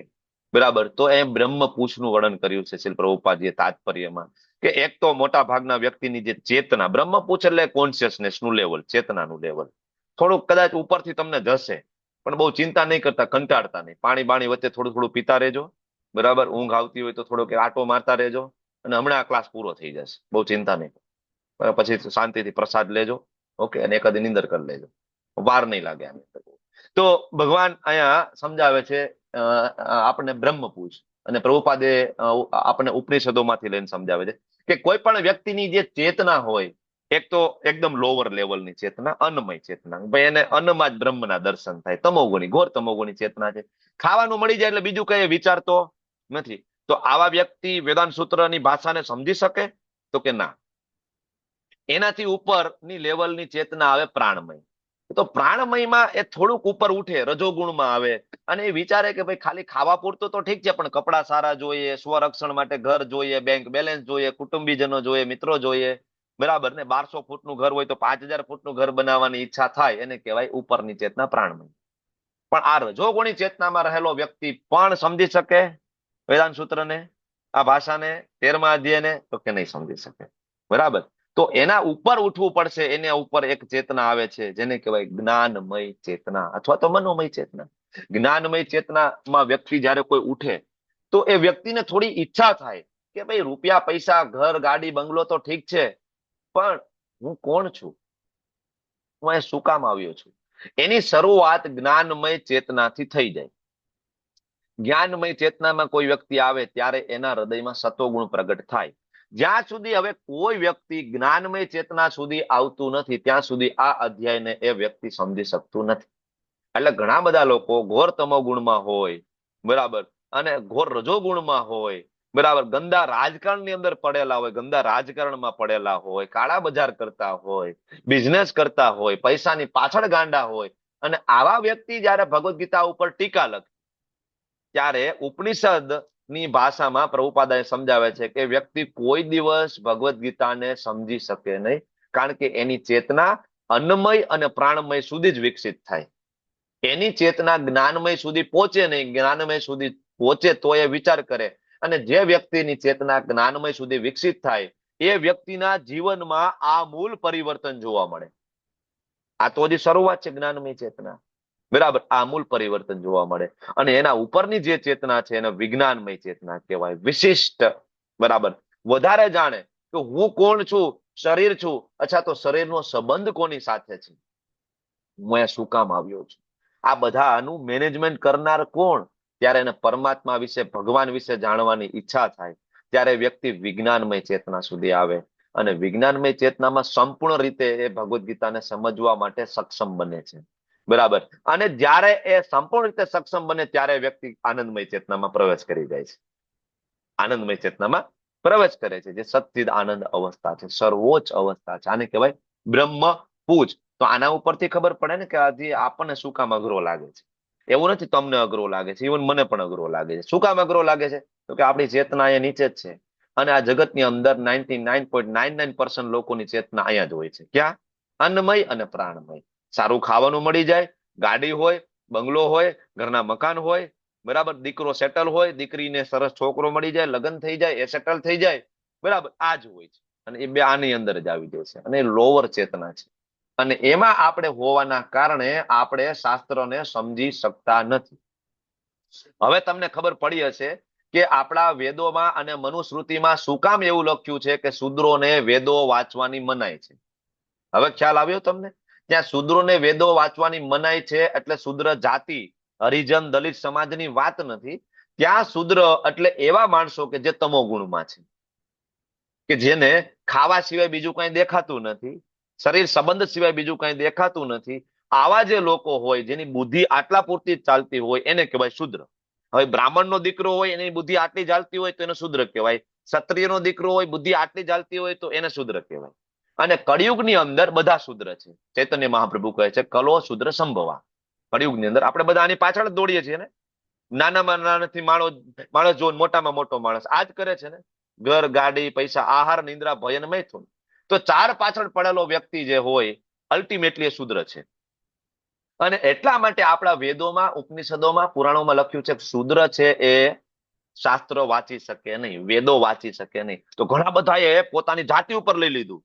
જોયું તમારા મનુસંહિતામાં જાતિવાદ લખ્યો છે, શુદ્ર વેદો ના વાંચી શકે, શુદ્ર વેચો, જો વેદો વાંચે તો એને સજા આપવી જોઈએ. અરે ભાઈ, ને શુદ્ર એટલે હરિજન દલિત સમાજની વાત નથી. તમે સમજો, શુદ્ર એટલે એવા વ્યક્તિની વાત છે કે જે ઘોર તમો ગુણમાં છે, એની વાત છે. એમાં એ બ્રાહ્મણ પણ આવી જાય છે, બરાબર, કે જે બરાબર શાસ્ત્ર પ્રમાણે ગુણની એને કેળવણી ના કરેલી હોય, બ્રાહ્મણના ગુણ અર્જિત ના કર્યા હોય. 18 માધ્યમ આવશે, સમો દમસ તપક શૌચમ શાંતિ માર્જવમ. આ ગુણ બ્રાહ્મણ અર્જિત કરે તો બ્રાહ્મણ કહેવાય, એ અર્જિત ના કરે અને શુદ્રના ગુણ અર્જિત કરે તો શુદ્ર. તો ઇવન બ્રાહ્મણના ઘરે જન્મેલો આવો બરાબર એનો દીકરો હોય તો એ પણ વેદો વાંચવા માટે લાયક નથી, આ શાસ્ત્ર કહે છે. ત્યારે લોકોએ ઊંધું લઈ લીધું. બરાબર, આ બ્રહ્મપૂછ ઉપરથી સમજી શકો કે શું કામ આપણને વેદો વાંચવાની મનાઈ છે. શું કામ? તો કે આપણી ચેતના ક્યાં છે? અન્નમય અને પ્રાણમય. આપણી જ્ઞાનમય સુધી ચેતના ના હોવાના કારણે આપણને વેદો વાંચવાનો નિષેધ છે. શું કામ સ્ત્રીઓને વેદો વાંચવાનો નિષેધ છે? ખબર, શાસ્ત્રોમાં એ પણ લખેલું છે સ્ત્રીઓને વેદો વાંચવાનો નિષેધ છે. કારણ એ છે કે મોટા ભાગે ચેતના બેમાં રહેલી હોય છે. ઓકે, તો હવે આ સમજવા માટે વેદાંત સૂત્રની અંદર આ જે આપ્યું છે ક્ષેત્રજ્ઞ વિભાગયોગ, ભગવાન એની અંદર ડિટેલમાં લઈ જાય છે થોડુંક. અને 6થા 7મા જે શ્લોક છે આની ઉપર, આ 2 શ્લોક ઉપર બુક્સના બુક્સ ભરાઈ જાય. અને આ 2 શ્લોક ઉપર તત્વજ્ઞાની જે લોકો હોય બરાબર એના ઉપર આખું જીવન કાઢી નાખે આ 2 શ્લોકની અંદર. કારણ કે આ 2 શ્લોકની અંદર એ 24 તત્વોની ચર્ચા છે કે જેના દ્વારા આખું આ સંસાર અને આ શરીર બનેલું છે. ભગવાન આપણને લેબોરેટરીમાં લઈ જાય છે અને અહીંયા આપણને સમજાવે છે કે શરીર શેનું બનેલું છે. તો ભગવાન કે પેલા 5 મહાભૂત. આપણા શરીર 5 મહાભૂતનું બનેલું છે. કયા કયા 5 મહાભૂત બોલો? ફટાફટ બોલો, કમ ઓન ફાસ્ટ. પૃથ્વી, જળ, અગ્નિ, વાયુ, આકાશ. રેડી? તો આપણી અંદર 5 ભૂત છે. કેટલા ભૂત છે? 5. અને કોઈ કાઢી શકે એમ નથી. ગમે એટલા દાણા જોડાઈ લો, ઝાડ ફૂસ કરાવી લો, આ 5 ભૂત નીકળે નહીં. તમારા ને મારા બધામાં 5 ભૂત હંમેશા ભેગા રહે છે. પંચ મહાભૂત. ઓકે, તો પંચ મહાભૂત પછી મહાભૂત અહંકારો. બીજું અહંકાર. ઘણા બધા વ્યાસપીઠ ઉપર બેસીને પ્રવચન આપતા હોય કે આપણે અહંકારથી મુક્ત થવાનું છે. ના થઈ શકાય. શું કામ? એ આપણી ઇનબિલ્ટ ક્વોલિટી છે. તમારો ને મારો આ જગતમાં જન્મ થયો ને, એ જન્મનું કારણ અહંકાર છે. બરાબર, તમારું ને મારું અહીંયા ફસાવું 84 લાખ યોનીમાં, એને કહેવાય અહંકાર. એના કારણે અહંકાર. કૂતરાને પણ અહંકાર હોય, બધા પશુઓમાં પણ અહંકાર હોય છે. એટલા માટે તો આપણે જયારે કૂતરાની શેરીમાંથી આપણે બાઇક લઈને નીકળીએ છીએ તો કૂતરા પાછળ નથી દોડતા. અહીંથી નીકળવું ધીમે નીકળવાનું, આપણી શેરી છે. મૂળ મુદ્દો ઈ જ છે. બરાબર, ન્યાય જ છે અહંકાર. બધી જગ્યાએ આ ચાલે છે અહંકાર. અને એ ઇનબિલ્ટ ક્વોલિટી છે, એ જઈ શકે નહીં. તો ભગવદ ગીતા શું શીખડાવે છે? તો કે આ મિથ્યા અહંકાર જે છે ને એને કન્વર્ટ કરવાનો સાચા અહંકારમાં. ફોલ્સ ઈગો અને ટ્રુ ઈગો, 2 પ્રકારના ઈગો હોય. બરાબર, ફોલ્સ ઈગો એટલે શું? તો કે હું ડોક્ટર છું, હું એન્જિનિયર છું, હું બહુ બુદ્ધિશાળી છું. આને કહેવાય ફોલ્સ ઈગો. અને ટ્રુ ઈગો એટલે હું ભગવાનનો સેવક છું, હું આ શરીર નથી, હું તો આત્મા છું, હું તો વૈષ્ણવોનો દાસ છું, હું તો સર્વન્ટ છું. I am the servant of the servant. આને કહેવાય ટ્રુ ઈગો. તો આપણે આ હું માંથી આ હું એમાં કન્વર્ટ થવાનું છે. બાકી હું જવાનું નથી. કારણ કે હું એટલે ચેતના. સમજ્યા તમે? ચેતનાની વ્યાખ્યા શ્રી પ્રભુપાદજીની યથારૂપ જે ભગવદ ગીતા તમે વાંચો છો ને, એની શરૂઆતમાં ભૂમિકા નામનું ચેપ્ટર આપ્યું છે. શરૂઆત એકદમ ભૂમિકામાં પ્રભુપાદે આ બધી જ વસ્તુ બહુ ડિટેલમાં સમજાવી છે. ક્યારેક વાંચજો ભૂમિકા, કે હું એ ચેતના છે, ચેતના નું લક્ષણ છે હું કોણ, બરાબર, એ હું પણ કોઈ દી જાતું નથી. ઇવન ભગવત ધામમાં જાય ને ન્યાય આપણું હું એક રહે છે દિવ્ય, તો હું ભગવાન તમારો સેવક છું, બરાબર, તમે મારા સ્વામી છો. આને કહેવાય આઈડેન્ટિટી. અને આ આઈડેન્ટિટી ક્યારેય ખત્મ નથી થતી. એનું ભગવાને રેફરન્સ બીજા અધ્યાયમાં આપ્યો. ક્યાં આપ્યો? નત્વેવાહમ જાતુ નાસમ નત્વમ નેમે જનાધિપા ન ચેવ ન ભવિષ્યામ સર્વે વયમત પરમ. કે અર્જુન, પેલા પણ તમે હતા, આ રાજા હતા, તું હતો અને હું હતો, અત્યારે પણ છે, આગળ પણ તમે રહેશો, હું હોઈશ ને તમે પણ, રાજાઓ પણ રહેશે. આ હું વાળી આઈડેન્ટિટી હંમેશા રહે છે. સમજ્યા? મિથ્યા અહંકાર. આગળ ભગવાન કહે છે બુદ્ધિ તમારા મારામાં બધામાં ભરપૂર છે, એની વાત કરે છે બુદ્ધિ. એના પછી આવે અવ્યક્ત, કે જેના કારણે આ જગતનું નિર્માણ થયું. શરૂઆતમાં પ્રકૃતિના 3 ગુણોની બેલેન્સ અવસ્થાને અવ્યક્ત કહેવાય છે, બરાબર. અને પછી ભગવાન કહે છે બુદ્ધિ, પછી 10 ઇન્દ્રિય, જેમાં 5 જ્ઞાનેન્દ્રિય અને 5 કર્મેન્દ્રિય. જ્ઞાનેન્દ્રિયની અંદર આંખ, કાન, નાક, જીભ, ત્વચા, બરાબર. કર્મેન્દ્રિયોમાં જીભ, હાથ, પગ, ગુદા, ઉપસ્થ, બરાબર. અને પછી ભગવાન કહે છે કે મન, 5 ઇન્દ્રિયના વિષયો, જે 5 જ્ઞાનેન્દ્રિય કીધી ને, બરાબર, આંખ, કાન, નાક, જીભ, ત્વચા, એના વિષય છે, બરાબર. કયા કયા વિષય છે? તો કે આંખનો વિષય છે રૂપ, બરાબર, હા, શબ્દ, સ્પર્શ, રૂપ, રસ, ગંધ.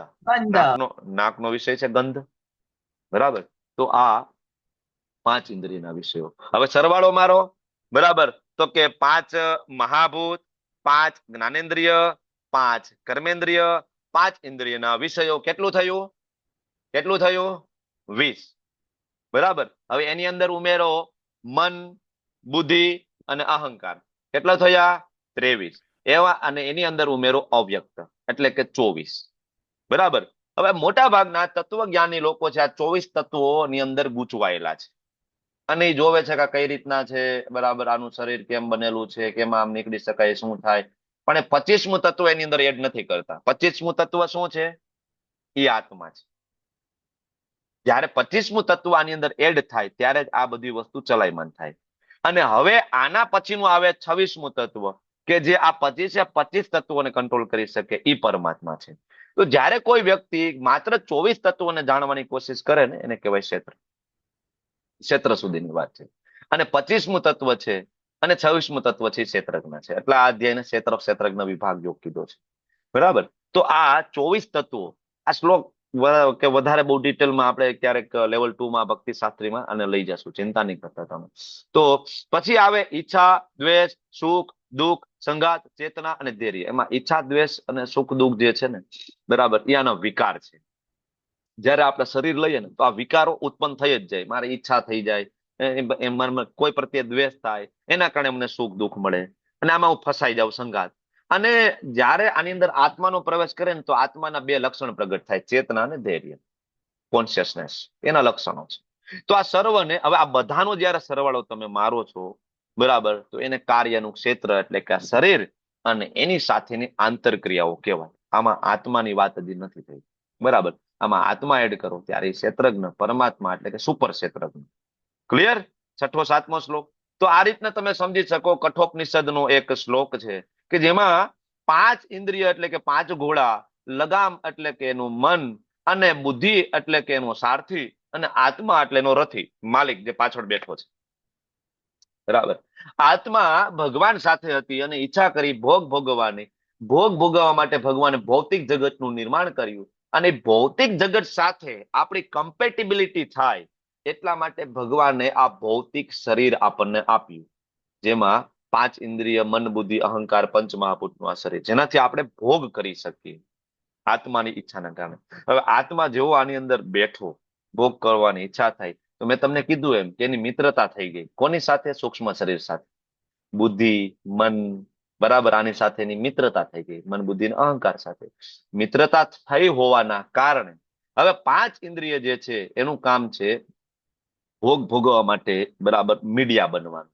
જેમ કે જીભ છે, ગુલાબ જાંબુ ખાવું હોય તો જીભ એનું મીડિયા બને, બરાબર. મન છે એ મેડિટેટ કરે, ચિંતન કરે. મન કહે કે આહા, ગુલાબ જાંબુ લાસ્ટ ટાઈમ ખાધા હતા, બહુ મજા આવી હતી, બરાબર, ગુલાબ જાંબુ ખાવા છે, બરાબર. લાસ્ટ ટાઈમ પંજાબી ખાધું હતું ને, બહુ મજા આવી હતી, બરાબર. ખાવું છે, રાત્રે 12 વાગે ઈચ્છા થાય મનને પંજાબી ખાવું છે આજ તો, બરાબર. અને બુદ્ધિ બુદ્ધિ શું કરશે? તો બુદ્ધિ વ્યવસ્થા કરશે. હા હા હા, મને ખબર છે રાત્રે 12 વાગે કઈ જગ્યાએ પંજાબી મળશે ને, હાલો હું લઈ જાઉં તમને. બુદ્ધિ કરી દે આપણને જીપીએસ ચાલુ મોબાઈલ ની અંદર, લોકેશન આપણને આપી દે. બુદ્ધિ આપણને સ્વિગી કરી દે, બુદ્ધિ આપણને ઝોમેટો કરી દે રાત્રે 12 વાગે 1 વાગે, બરાબર. પછી ઘરે આવે પાર્સલો, અને પછી આપણે બધા બેસીને આનંદ ખાય. પછી આપણે સવારે હેરાન થાય, દુખી થાય, કારણ કે આપણે ઉઠી ના શકીએ. અડધી રાત્રે જમવાને કારણે આ શરીર દુખી થાય, અલગ અલગ પ્રકારની બીમારીઓ આવે, બરાબર. તો આ થયું શું કામ? આ પ્રોબ્લેમ ક્રિએટ શું કામ થયું? આનું કારણ એક જ માત્ર છે. શું? તો કે આત્માની આ બધા સાથેની મિત્રતા થઈ ગઈ, બરાબર. તો હવે આત્માની મિત્રતા તોડવા માટેનો રસ્તો ભગવાન આપે છે. શું? તો કે આત્મા આ બધા સાથે મિત્ર થઈ આને પરાધીન થઈ ગયો છે અત્યારે. તો હવે જયારે આને તમે ઇન્ડિપેન્ડન્ટ બનાવવો હોય આત્માને, તો આત્માને આત્માનો ખોરાક આપો. આત્માનો ખોરાક પંજાબી શાક નથી, બર્ગર નથી. એ આની મિત્રતાના કારણે બગડી ગયો છે, બરાબર. જેમ દારૂ પીવો આપણો સ્વભાવ નથી, પણ ખરાબ દારૂડિયા મિત્રો આપણને મળી જાય તો આપણે દારૂ પીવા માંડીએ છીએ, એવી રીતના. તો અહીંયા આત્માનો સ્વભાવ છે ભગવાનનું નામ લેવું. જ્યારે તમે એને ઓરિજિનલ હવે એનું ખોરાક આપવાની શરૂઆત કરશો, એટલે ધીમે ધીમે આત્મા બધો કંટ્રોલ પોતાના હાથમાં લેવાનું ચાલુ કરી દેશે, બરાબર.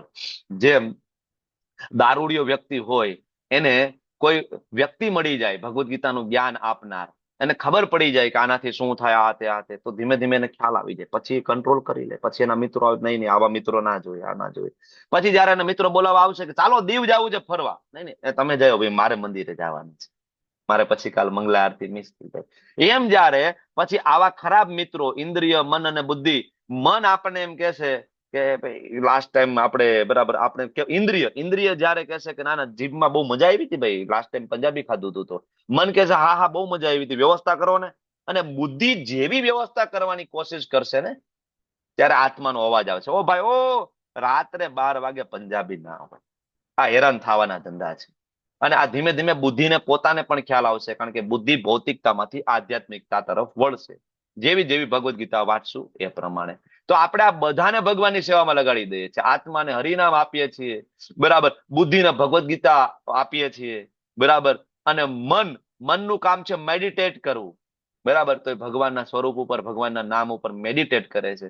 અને ઇન્દ્રિયોને એના ઇન્દ્રિય વિષયો ગ્રહણ કરવામાં આનંદ આવે છે. તો આંખને આપણે ભગવાનનું સ્વરૂપ આપીએ, કાનને ભગવાનનું નામ આપીએ, જીભને ભગવાનનો પ્રસાદ આપીએ છીએ, નાકને ભગવાનના ચરણ કમળમાં પડેલા તુલસી પત્રની સુગંધ આપણે આપીએ છીએ, બરાબર.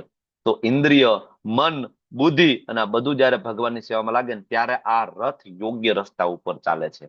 અત્યારે આપણો રથ, આ જે રથ છે, બરાબર, કઠોપનિષદ વાળો, એ યોગ્ય રસ્તા ઉપર નથી. કારણ કે આ બધી ઇન્દ્રિયોને ભોગવવા છે. એક ઇન્દ્રિય આ બાજુ ચાલે, એક આ બાજુ ચાલે છે. મનને અપાર ઈચ્છાઓ થઈ રહી છે, બુદ્ધિ આ બધી વ્યવસ્થામાં લાગેલું છે, બરાબર. એટલે જે ઘોડાને જે બાજુ ભાગવું એ બાજુ ભાગી રહ્યો છે. ઓલો ઘોડો આ બાજુ જાય છે, ઓલો ઘોડો આ બાજુ જાય છે. આંખ કે મારે મૂવી જોવું છે, જીભ કે મારે પંજાબી ખાવું છે, આ બધું ચાલી રહ્યું છે, ઘોડા આમથી આમ, બરાબર. અને પાછળ આત્મા હેરાન થઈ રહ્યો છે, એને ખબર નથી, આની મિત્રતાના કારણે. ઓકે. તો જેવી રીતના એક પાંજરામાં પક્ષી હોય, તમે એને ગમે એટલો કદાચ સારી રીતના પક્ષીને રાખો, બરાબર. એક રાજા છે, એ પક્ષી લઈ આવ્યું, પોપટને સરસ મજાનું પાંજરું આપ્યું, આજુબાજુની અંદર સરસ મજાના ફુવારા, મ્યુઝિક, બધું કર્યું. થોડા દિવસમાં પોપટ મરી ગયો. શું કામ પોપટ મરી ગયો? શું કામ મરી ગયો? ખોરાક જ નહીં મળ્યો પ્રભુજી, ખોરાક ના આપ્યો, ખાવાનું જ ના આપ્યું. તો આત્માનો ખોરાક છે ભગવાનનું નામ. જ્યાં સુધી ભગવાનનું નામ નહીં આપો તો આત્મા મરી જશે. પણ તમે તો કહેતા હતા ને આત્મા કોઈ દી મરે નહીં, નેનમ છિંદંતી શસ્ત્રાણી નેનમ દહતી પાવક, બીજા અધ્યાયમાં. તો અહીંયા આત્માનું મરી જવું મતલબ ફરીથી નવું શરીર ગ્રહણ કરી લેવું. મનુષ્ય શરીર મળે ને પછી કૂતરાનું શરીર મળે તો આત્માનું મરી ગયા બરાબર છે. કારણ કે પછી 84 લાખ યોનીમાં ફરતા ફરતા ફરતા કેદી પાછો આપણને મનુષ્ય શરીર મળે ને કેદી આપણી આત્માનો આમાંથી છુટકારો થાય, બરાબર. એટલે અહીંયા કહે, બરાબર. તો આત્માનો ખોરાક છે ભગવાનનું નામ. હરે કૃષ્ણ કૃષ્ણ કૃષ્ણ હરે હરે, હરે રામ રામ રામ હરે હરે. આત્માનો ખોરાક છે. અને એટલા માટે આત્માનો આ ખોરાક હોવાના કારણે તમને લોકોને આનું ચેન્ટિંગ કરવામાં આનંદ આવે છે, બરાબર. આ પ્રેક્ટિકલ છે. હું તમને એમ કહું Coca Cola Coca Cola Coca Coca Coca Cola, આનું તમે માળા કરો. Coca Cola Coca Cola Coca Coca Coca Cola. અમારે સરસ મજા અમુક લીલા પ્રભુજી ના લેક્ચરમાં સમજાવતા હોય, કહેતા હોય. કરો. કેટલી વાર કરી શકશો? થોડી વારમાં કંટાળી જશો, કારણ કે એમાં કોઈ રસ નથી. પણ જયારે તમે હરે કૃષ્ણ કૃષ્ણ કૃષ્ણ હરે હરે, હરે રામ રામ રામ હરે હરે, રસ આવશે. શું કામ? કારણ કે નામ ચિંતામણી કૃષ્ણ ચૈતન્ય રસ વિગ્રહ પૂર્ણ સિદ્ધો નિત્ય મુક્તો અભિન્નત્વમ નામ નામી. નામ અને નામીમાં કોઈ ભેદ નથી. કોકા કોલા બોલો તો કોકા કોલા પ્રગટ ના થાય સામે, બરાબર. પણ જ્યારે કૃષ્ણ બોલો છો ત્યારે સૂક્ષ્મ સ્વરૂપે કૃષ્ણ તમારી જીહવા ઉપર નર્તન કરે છે, પ્રગટ થાય છે. સૂક્ષ્મ સ્વરૂપે, નામ સ્વરૂપે પ્રગટ થાય છે, બરાબર. એટલા માટે આ આત્માનો ખોરાક છે. આ આપશું તો આ અધ્યાય આપણને સમજાઈ જશે. અને જ્યારે આપણને અધ્યાય સમજાઈ જશે ત્યારે આપણને જ્ઞાન પ્રાપ્ત થશે. તો જ્ઞાન કોને કહેવાય? હવે જે કોઈ વ્યક્તિ જ્ઞાની બને તો પેલો ગુણ ભગવાન કે છે એનામાં વિનમ્રતા આવી જોઈએ. આજકાલ તો ઊંધું છે. આજકાલ વ્યક્તિ વધારે ભણી લે, બરાબર, તો એનામાંથી પેલું વસ્તુ જે નીકળી જાય એ વિનમ્રતા છે કે ખોટી વાત છે? જોયું તમે, બરાબર. વધારે ઘણા આમાં હોય, થોડા ઘણા અપવાદ હોય. ઘણી વખત મા બાપના સારા સંસ્કારોના કારણે પણ હોઈ શકે થોડો ઘણા અપવાદ. પણ મોટા ભાગે તમે જુઓ આજકાલની જે એજ્યુકેશન પદ્ધતિ તમે જુઓ કે લોકો વધારે ભણી લે એટલે વિનમ્રતા ખોવાઈ જાય, પછી મોટાનું અપમાન કરવા માંડે. તમને કાંઈ ખબર ન પડે, બરાબર. થોડા ઘણા છોકરાઓ ભણી લે પછી એમ કે મા બાપને કઈ ખબર ન પડે, બરાબર. દાદા દાદીને કઈ ખબર ન પડે, ભાઈ એના બુદ્ધિ ના હોય, મને બધી ખબર પડે. પેલી વસ્તુ ખોવાઈ જાય વિનમ્રતા. સાધુ સંતોનું અપમાન થવા માંડે, સાધુ સંતો પ્રત્યેનો ભાવ જતો રહે, આજકાલની એજ્યુકેશન પદ્ધતિ. એટલા માટે શાસ્ત્ર કહે છે કે આ જ્ઞાન નથી, આને કહેવાય અવિદ્યા. તો આપણે બધા પૈસા દઈને આપણા છોકરાઓને શું લેવા માટે મોકલીએ છીએ સ્કૂલોમાં? અવિદ્યા. તમને ખબર છે ભારતનું બંધારણ એવું કે છે કે કોઈ પણ સ્કૂલની અંદર ભગવદ્ ગીતા, ભાગવતમ આવા આપણા હિન્દુ સનાતન ધર્મના ગ્રંથોને ભણાવવા નહીં. તમને ખ્યાલ છે? આ કાયદો છે સંવિધાનની અંદર, નથી ખબર ને? કાયદો છે. તમે કોઈ પણ સ્કૂલ કોલેજોની અંદર, બરાબર, કાયદાની રીતના, બરાબર, આનું લેક્ચર આપી અને એને ભણાવી શકતા નથી છોકરાઓને. આપણે ને આપણી ભગવદ્ ગીતા આપણે ભણાવી શકતા નથી. અને આનો એક કાઉન્ટર કાયદો બીજો છે, ખબર છે તમને? કે મુસ્લિમો કાયદેસર રીતના મદ્રસા ખોલી શકે છે અને ન્યા એ કુરાનને ભણાવી શકે છે લીગલી, અને સરકાર એને પૈસા પણ આપી શકે છે અને આપે પણ છે. આને કહેવાય અવિદ્યા. કેટલું મોટું ષડયંત્ર થયું હશે તમે ખાલી વિચાર કરી જુઓ. કારણ કે આ ભારત દેશ સ્વતંત્ર થયો તો શરૂઆતના શિક્ષા મંત્રી કોણ રહ્યા એના ઉપર નજર કરો. 1, 2, 3, 4 ચાર જે શરૂઆતના શિક્ષા મંત્રી થયા એનું નામ ગૂગલમાં સર્ચ કરીને લઈ આવજો. 4 શરૂઆતમાં જે શિક્ષા મંત્રી થયા, બરાબર, લગભગ 15-20 વર્ષનો જે શરૂઆતનો સમયગાળો રહ્યો ભારત ઉપર શિક્ષા મંત્રીઓનો, બરાબર, એ કોણ હતા એના ઉપર નજર કરજો. એટલા માટે આજે આપણને અકબરનો ઇતિહાસ તો ખબર છે, શાહજહાંનો ઇતિહાસ તો ખબર છે, પણ આપણને છત્રપતિ શિવાજી મહારાજનો ઇતિહાસ ખબર નથી. આપણને રાણા પ્રતાપ વિશે બહુ કઈ ખાસ ખ્યાલ હતો નહીં. આપણને ભણાવવામાં ખાસ ક્યાંય બહુ ડિટેલમાં આવતું નથી. આપણને સમજાવ્યું કે અકબર મહાન હતો, મુઘલો બહુ મહાન હતા, બધું ભણાવવામાં. શું કામ? શિક્ષા મંત્રી કોણ રહ્યા આગળ નજર કરી જુઓ ને તમે, બરાબર. એટલા માટે તો આ છે અવિદ્યા. અને એટલા માટે ઇસ્કોન છે એ ખૂબ પ્રયત્ન કરી રહ્યો છે આખા વિશ્વની અંદર કે આ અવિદ્યાની સાથે સાથે કેવી રીતના બાળકોમાં ખરા અર્થમાં વિદ્યા આપી શકાય. એટલા માટે દરેક ઇસ્કોનના મંદિરમાં સવાર ને સાંજ ભગવદ્ ગીતાના ક્લાસ ચાલે, સવાર ને સાંજ ભાગવતમના ક્લાસ ચાલે. એવરી સન્ડે પ્રહલાદ પાઠશાળા ચાલે, જેમાં નાના નાના ભૂલકાઓને શીખડાવવામાં આવે. આપણા ઇસ્કોન મેંગલુરુમાં નામનિષ્ઠા પ્રભુજી ત્યાં બેઠા બેઠા અત્યારે સમર કેમ્પ હજી ગઈકાલે પૂરો થયો. તમે ખાલી જોવો ને વિડીયો, નાના નાના બાળકો ઉછળી ઉછળીને સરસ મજાનું કીર્તન કરે, ભગવદ્ ગીતાના શ્લોકો બોલતા હોય છે, બરાબર. આને કહેવાય વિદ્યા.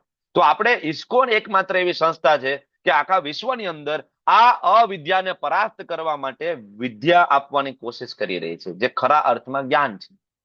સમજ્યા તમે? બહુ મોટું ષડયંત્ર છે આની પાછળ. તો વિનમ્રતા આવે, દંભ વિહીનતા થઈ જાય. જે લોકો ભગવાનનો ભક્ત હોય, જ્ઞાન માર્ગ ઉપર, મતલબ ભગવાનનું જ્ઞાન પ્રાપ્ત કરે, તો દંભ વિહીનતા, અહિંસા, સહિષ્ણુતા. અને જ્ઞાની એને કહેવાય કે સદગુરુનો આશ્રય લીધો હોય, મતલબ દીક્ષા. ઘણા બધા એમ કે અમે તો ભગવાન સાથે ડાયરેક્ટ કોન્ટેક્ટ કરશું ભાઈ, વચ્ચે ત્યાં નહીં. પણ અહીંયા તો એમ કે છે કૃષ્ણ, કે જ્ઞાની તો એને કહેવાય જે સદગુરુનો આશ્રય લીધેલો હોય, આચાર્ય ઉપાસનમ, મતલબ જેને દીક્ષા ઇનિશિયેશન લીધું હોય, જેના ગુરુ હોય, એ જ્ઞાની વ્યક્તિ છે. આ એ તો એમ કે છે પવિત્રતા, સ્થિરતા, આત્મ સંયમ, ઇન્દ્રિય તૃપ્તિના વિષયનો ત્યાગ, અહંકારનો અભાવ, જન્મ મૃત્યુ જરા વ્યાધિના અનુષ્ની અનુભૂતિ થવી જોઈએ. અરે જન્મમાં દુઃખ છે, તમે હું ભૂલી ગયા છે, એટલે છતાં એવું લાગે તો હજી માને પૂછી જુઓ, બરાબર, કે દુઃખ છે કે નહીં. તમને માં કહેશે કે કેટલું દુઃખ છે, એને પોતાને કેટલું દુઃખ થયું છે, બરાબર, તમને જન્મ આપવામાં, અને તમે પોતે કેટલી પીડા આવીને ભોગવી છે. તો માં તમને કહેશે જન્મમાં દુઃખ છે, બહુ અઘરું છે, બરાબર, પણ આપણને ભૂલાઈ ગયું છે. જન્મ મૃત્યુ, મૃત્યુમાં ખૂબ દુઃખ છે. ગરુડ પુરાણ કહે છે 40,000 વીંછીઓ એક સાથે ડંખ મારે એટલી પીડા થાય છે જયારે આત્મા શરીરમાંથી બહાર નીકળે ત્યારે. એટલા માટે તો મૃત્યુ થતી વખતે ઘણા બધા લોકોના મળમૂત્રનો ત્યાગ થઈ જાય છે, મોટા ભાગના લોકોનો. બિહામણું છે, ભયાનક છે એ દ્રશ્ય, એ પરિસ્થિતિ માંથી પસાર થવું. એ જન્મ મૃત્યુ, જરા, જરા એટલે ઘટપણ. ઘટપણમાં પ્રોબ્લેમ નથી, છે કે નહીં? આંખમાં દેખાતું નથી, કાનથી બરાબર સંભળાતું નથી, ભગવદ્ ગીતા હરકી સમજાતી નથી, બરાબર. અરે હાથ છે એ આવી રીતના હલે છે, માળા પકડી તો માળા પડી જાય છે વારંવાર. બધા પ્રશ્ન થાય, ઘણા બધા એમ કે ગઈઢા થાય ત્યારે ભક્તિ કરશો, કેવી રીતના કરશો? જરા અને વ્યાધિ, વ્યાધિમાં દુઃખ છે કે નથી? બીમારીમાં કોણ સુખી હોય? તો ભગવાન કહે છે 4 વસ્તુમાં દુઃખની અનુભૂતિ કરવી પડશે તમારે. તમને વિચારવું પડશે કે જન્મમાં દુઃખ છે, મૃત્યુમાં દુઃખ છે, જરામાં દુઃખ છે, વ્યાધિ. તો હવે એ વિચારવું પડશે ને કે આ ચારે ના હોય ત્યાં જઈએ આપણે, જ્યાં જન્મ ન હોય, જ્યાં મૃત્યુ ન હોય, જ્યાં જરા ના હોય, જ્યાં વ્યાધિ ના હોય. આવી કઈ જગ્યા છે? ભગવાન એમ કે બરાબર. ત્યારે ભગવાન કહે છે દુઃખાલયમ અશાશ્વતમ, જગત અશાશ્વતમ છે, અને અહીંયા ચારે ચાર દુઃખ છે. પણ મામું, બરાબર, ભગવાન કે છે મામ, બરાબર, જ્યારે કોઈ મને પ્રાપ્ત કરે છે ત્યારે ફરીથી આ જગતમાં નથી આવતો. તો બુદ્ધિશાળી વ્યક્તિ વિચાર કરે ને, જ્ઞાની વ્યક્તિ હોય વિચાર કરે કે આ 4 માંથી બહાર નીકળી જવું છે. વૈરાગ્ય, બાળકો, પત્ની, ઘર, અન્ય વસ્તુઓની મમતામાંથી મુક્તિ, બરાબર. મારા પ્રત્યે નિરંતર અનન્ય ભક્તિ ભાવ. ભગવાન કે છે મારો અનન્ય ભક્ત હોય એ જ્ઞાની છે. એકાંતવાસની ઈચ્છા હોય, બ્રહ્મ મુહૂર્તમાં ઉઠે, બેઠો બેઠો માળા કરે, જપ કરે, સામાન્ય લોકોથી અલગ થઈ જાય. સતત જ્યાં શેર બજારની વાતો, ક્રિકેટની વાતો, એમાં એને બિલકુલ રસ ના પડે. આત્મ સાક્ષાત્કારનું મહત્વનો એ સ્વીકાર કરતો હોય, અને પરમ બ્રહ્મ એટલે કે હું કૃષ્ણ, એની તાત્વિક શોધ કરે, સતત ભગવદ્ ગીતા, ભાગવતમ રિસર્ચ કરે એના ઉપર. ભગવાન કોણ છે મારે જાણવું છે. આને કહેવાય જ્ઞાન, બરાબર છે. ભગવાન જ્ઞાનની વ્યાખ્યા આપી. અને ભગવાન કે હું તને જ્ઞેય વિશે કહું, અને તો આ જ્ઞેય વિશે એકવાર જાણી લઈશ ને બ્રહ્મનું નિત્ય આસ્વાદન કરીશ. કારણ કે બ્રહ્મ અથવા આત્મા અનાદિ છે, મારે આધીન છે, ભૌતિક જગતના કાર્યકાળથી પરે છે. તો ભગવાન જ્ઞેય, જ્ઞેય એટલે ગોલ, ગોલ એટલે પરમાત્મા. તો પરમાત્મા વિશે કહે છે કે પરમાત્મા સર્વ ઇન્દ્રિયોના આદિ સ્ત્રોત છે. વાત તો પોતાની જ કરી રહ્યા છે, પણ અર્જુનનો પ્રશ્ન હતો એ પ્રમાણે ભગવાન જવાબ આપી રહ્યા છે, બરાબર. એટલે પરમાત્મા ઇન્દ્રિયોના આદિ સ્ત્રોત છે, પણ છતાં એ ઇન્દ્રિય રહિત છે. મતલબ ભગવાનને કોઈ ઇન્દ્રિય નથી, નાક, કાન, મોઢું કઈ નથી. આનો અર્થ આવો થતો નથી. આનો અર્થ એવો થાય છે ભગવાનની ઇન્દ્રિય આપણા જેવી નથી. ભગવાન એની આંખેથી જમી શકે છે, ભગવાન એના કાનેથી જોઈ શકે છે, ભગવાન એની નાભીમાંથી બ્રહ્માજીને ઉત્પન્ન કરી શકે છે. આપણે કરી શકીએ? આપણે સંતાન પ્રાપ્તિ કરવી તો આપણે કરી શકીએ? ના કરી શકીએ. પતિ પત્નીનો સંબંધ થાય પછી સંતાન થાય, બરાબર. જયારે ભગવાન વિષ્ણુ સૂતા છે, લક્ષ્મીજી એની ચરણકમળની સેવા કરે છે, તો લક્ષ્મીજીની હેલ્પ લીધી નથી બ્રહ્માજીને ઉત્પન્ન કરવા માટે. બ્રહ્માજી નાભી કમળમાંથી ઉત્પન્ન થયા. એટલે ભગવાનની ઇન્દ્રિય આપણા જેવી નથી, એટલે ઇન્દ્રિય રહિત છે, સર્વ જીવોના પાલન કરનાર છે, છતાંય અનાસક્ત છે, બરાબર. કારણ કે ભૌતિક પ્રકૃતિથી પરે છે અને એ ગુણોના સ્વામી છે. ભગવાન ક્યારે માયામાં પડતા નથી, કારણ કે ગુણોથી પરે છે. શ્રાપ, વરદાન ભગવાન અરે કઈ લેવા દેવા નથી. તો ભગવાન કે આ પ્રમાણે મેં તને સમજાવ્યું ને અર્જુન, કાર્યનું ક્ષેત્ર એટલે શરીર, જ્ઞાન, જ્ઞેય, બરાબર, સંક્ષિપ્તમાં વર્ણન કર્યું છે. તો કોણ સમજી શકશે? ત્યારે ભગવાન કહે છે મદ ભક્ત એ તદ વિદ્યાય, કે માત્ર ને માત્ર મદ ભક્ત. કોણ સમજી શકશે આ અધ્યાયને? ત્યારે ભગવાને પાછું કહી દીધું મદ ભક્ત, મારો ભક્ત હશે એ અને માત્ર એ જ આ અધ્યાયને સમજી શકશે. બાકી બધા માથા ખંજવાળ છે આપણા જેવા, કઈ સમજાતું નથી. આત્મા પરમાત્મા ક્ષેત્ર ક્ષેત્ર જ્ઞાન કઈ ટપો જ ના પડે, બરાબર. બ્રહ્મ પૂછ ને અન્નમય ચેતના ઓલી ચેતના કઈ ખબર, ખાવાની ખબર પડે આપણને. એટલે કુંડલ કૃષ્ણ પ્રભુ સરસ કે ભાઈ ખાવ તમે પ્રસાદ લ્યો ભાઈ, જગન્નાથજી એટલે જ કહેવાય કળિયુગના દેવતા છે, ભગવાન છે. જાઓ, કાંઈ નહીં, ખાધે રાખો. આણંદ બજારમાં જાઓ અને ભરપૂર પ્રસાદ પડ્યો જગન્નાથપુરીમાં. જગન્નાથપુરીમાં જઈને કોઈ પ્રસાદ ના લે તો મતલબ જગન્નાથજીના દર્શન નથી કર્યા. જગન્નાથજીના દર્શન કરવા એટલે કે પ્રસાદ ખાવો, બે વસ્તુ એક સમાન લેવલ ઉપર છે. ખબર છે કે આ લોકો ખાઈ શકે, કળિયુગના જીવો છે, આ બીજું કાંઈ ના કરી શકે, અને કાંઈ ના સમજાય. 13મો અધ્યાય ગમે એટલી વાર વચાવો, સંભળાવો, લખાવો, કાંઈ ના, અને પ્રસાદ ખવડાવો. અને આ વસ્તુ પ્રભુપાદને ખબર હતી. એટલે પ્રભુપાદ અમેરિકા ગયા રસગુલ્લા લઈને, બધાને ખવડાવ્યા, ખાવ રસગુલ્લા, મોઢામાં નાખ, ખાવ ખાવ. ખબર હતી કે આ ખાતા આ કરશે આ લોકો. સમજ્યા તમે? તો આગળ કહે છે ભૌતિક પ્રકૃતિ તથા જીવોને અનાદિ સમજવા. બે અનાદિ છે, ક્યાંય એવી ડેટ આપી નથી કે ક્યારે આપણે અહીંયા આવ્યા છીએ. અનાદિ છે. એમના વિકાર તથા ગુણોની પ્રકૃતિ, અને જે કઈ માથાકૂટ છે ને એ પ્રકૃતિના કારણે છે. આત્માનો દોષ નથી. આત્માની મિત્રતા પ્રકૃતિ સાથે થઈ, મન બુદ્ધિ અહંકાર એટલા માટે થઈ, અને એના કારણે જ આપણને આ બધા દુઃખોનું કારણ બને છે. પ્રકૃતિ જે છે બરાબર સર્વ ભૌતિક કારણો કાર્યોની હેતુ છે. જીવ આ જગતમાં ના વિવિધ સુખો દુઃખો ભોગવવાનું કારણ બની ગયું. કારણ કે એને મિત્રતા કરી ને, મિત્રતા ના કરી હોત તો વાંધો નહોતો. ભગવાનની મિત્રતા હોત તો કોઈ પ્રશ્ન નહોતો. બરાબર, જેવી રીતના માણસ અહીંયા લટકે છે તો માણસને ઉપરથી મધ પડે છે, બહુ આનંદ આવે છે, જીભથી ચાટી રહ્યો છે. ભગવાન ઉપરથી હાથ બરાબર ખેંચીને કહે છે કે આવી જા દીકરા, આવી જા, હાથ છૂટી જશે, નીચે સાપ છે. એમ આપણને ભગવાન કહે છે બેટા ભગવદ ગીતા વાંચી લે, હરિનામ લઈ લે, હમણાં હાથ છૂટી જશે, આ શરીર છૂટી જશે, નીચે સાપ છે. પાતાળ લોક, નીચેના લોક છે, મતલબ નીચેના લોક છે. આપણે એમ કે બહુ મજા આવે છે. અરે બહુ મજા આવે છે.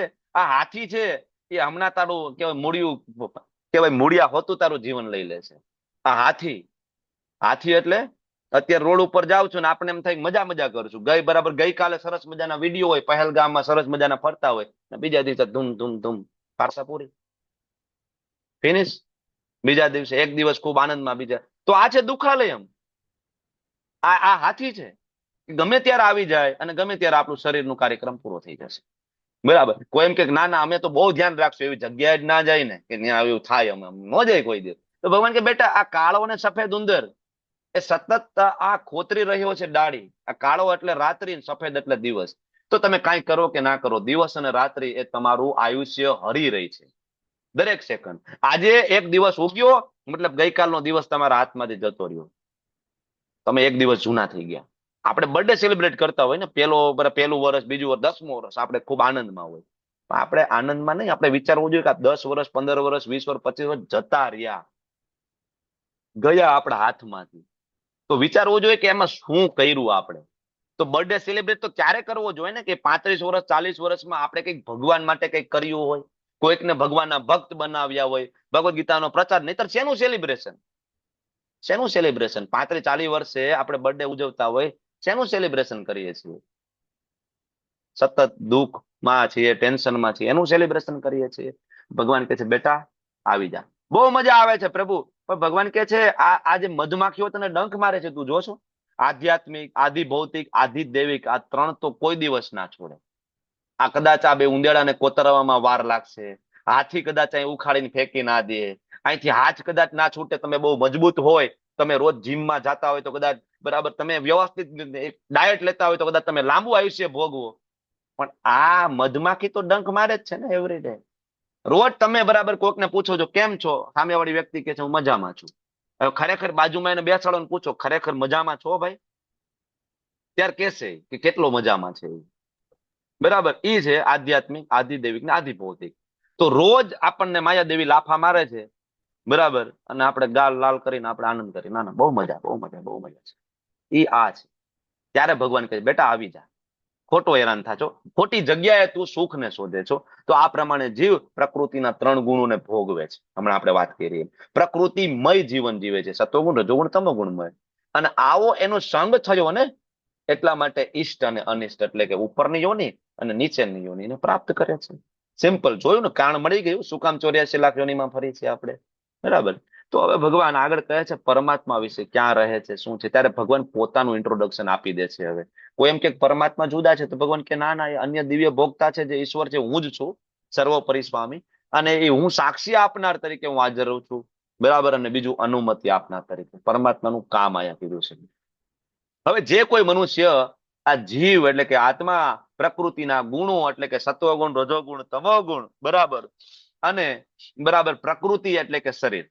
શરીર, આત્મા અને પ્રકૃતિના 3 ગુણો, ક્ષેત્ર, ક્ષેત્રજ્ઞ, વિભાગ અને યોગ એટલે કે આના સંબંધિત જે કઈ તત્વ જ્ઞાન આને કોઈ જાણી લેશે ને ત્યારે એ નિશ્ચિત મુકામને પહોંચશે. નિશ્ચિત મુકામ કયું છે? તો ભગવાન કે મારા ધામમાં આવી જશે. જન્મ કર્મ ચમે દિવ્યમ એવમ જો વ્યક્તિ તત્વતઃ, બરાબર, તત્વતઃ જાણે, વસ્તુ જાણે, નહીં થાય બીજી વાર જન્મ, મારી પાસે આવશે. તો ઘણા બધા લોકો એ કહેવાય યોગ દ્વારા પરમાત્મામાં ધ્યાન કરતા હોય છે, ઘણા લોકો જ્ઞાન માર્ગ તરફ જતા હોય, વેદાંતિઓ જ્ઞાનોપાર્જન કરતા, અને કેટલાય લોકો નિષ્કામ કર્મ દ્વારા આને જાણવાની કોશિશ કરતા હોય, પણ આ પદ્ધતિ અલ્ટિમેટ નથી.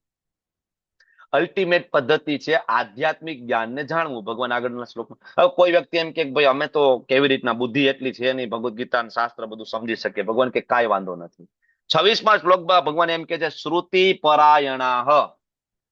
કોઈ વ્યક્તિ ભગવદ્ ગીતા સમજી નથી શકતો, એની નોટ બનાવી નથી શકતો, એટલી બધી બુદ્ધિ ક્ષમતા નથી, એવી ઉંમર છે કે હાથમાં બોલપેન હાલતી નથી, બરાબર.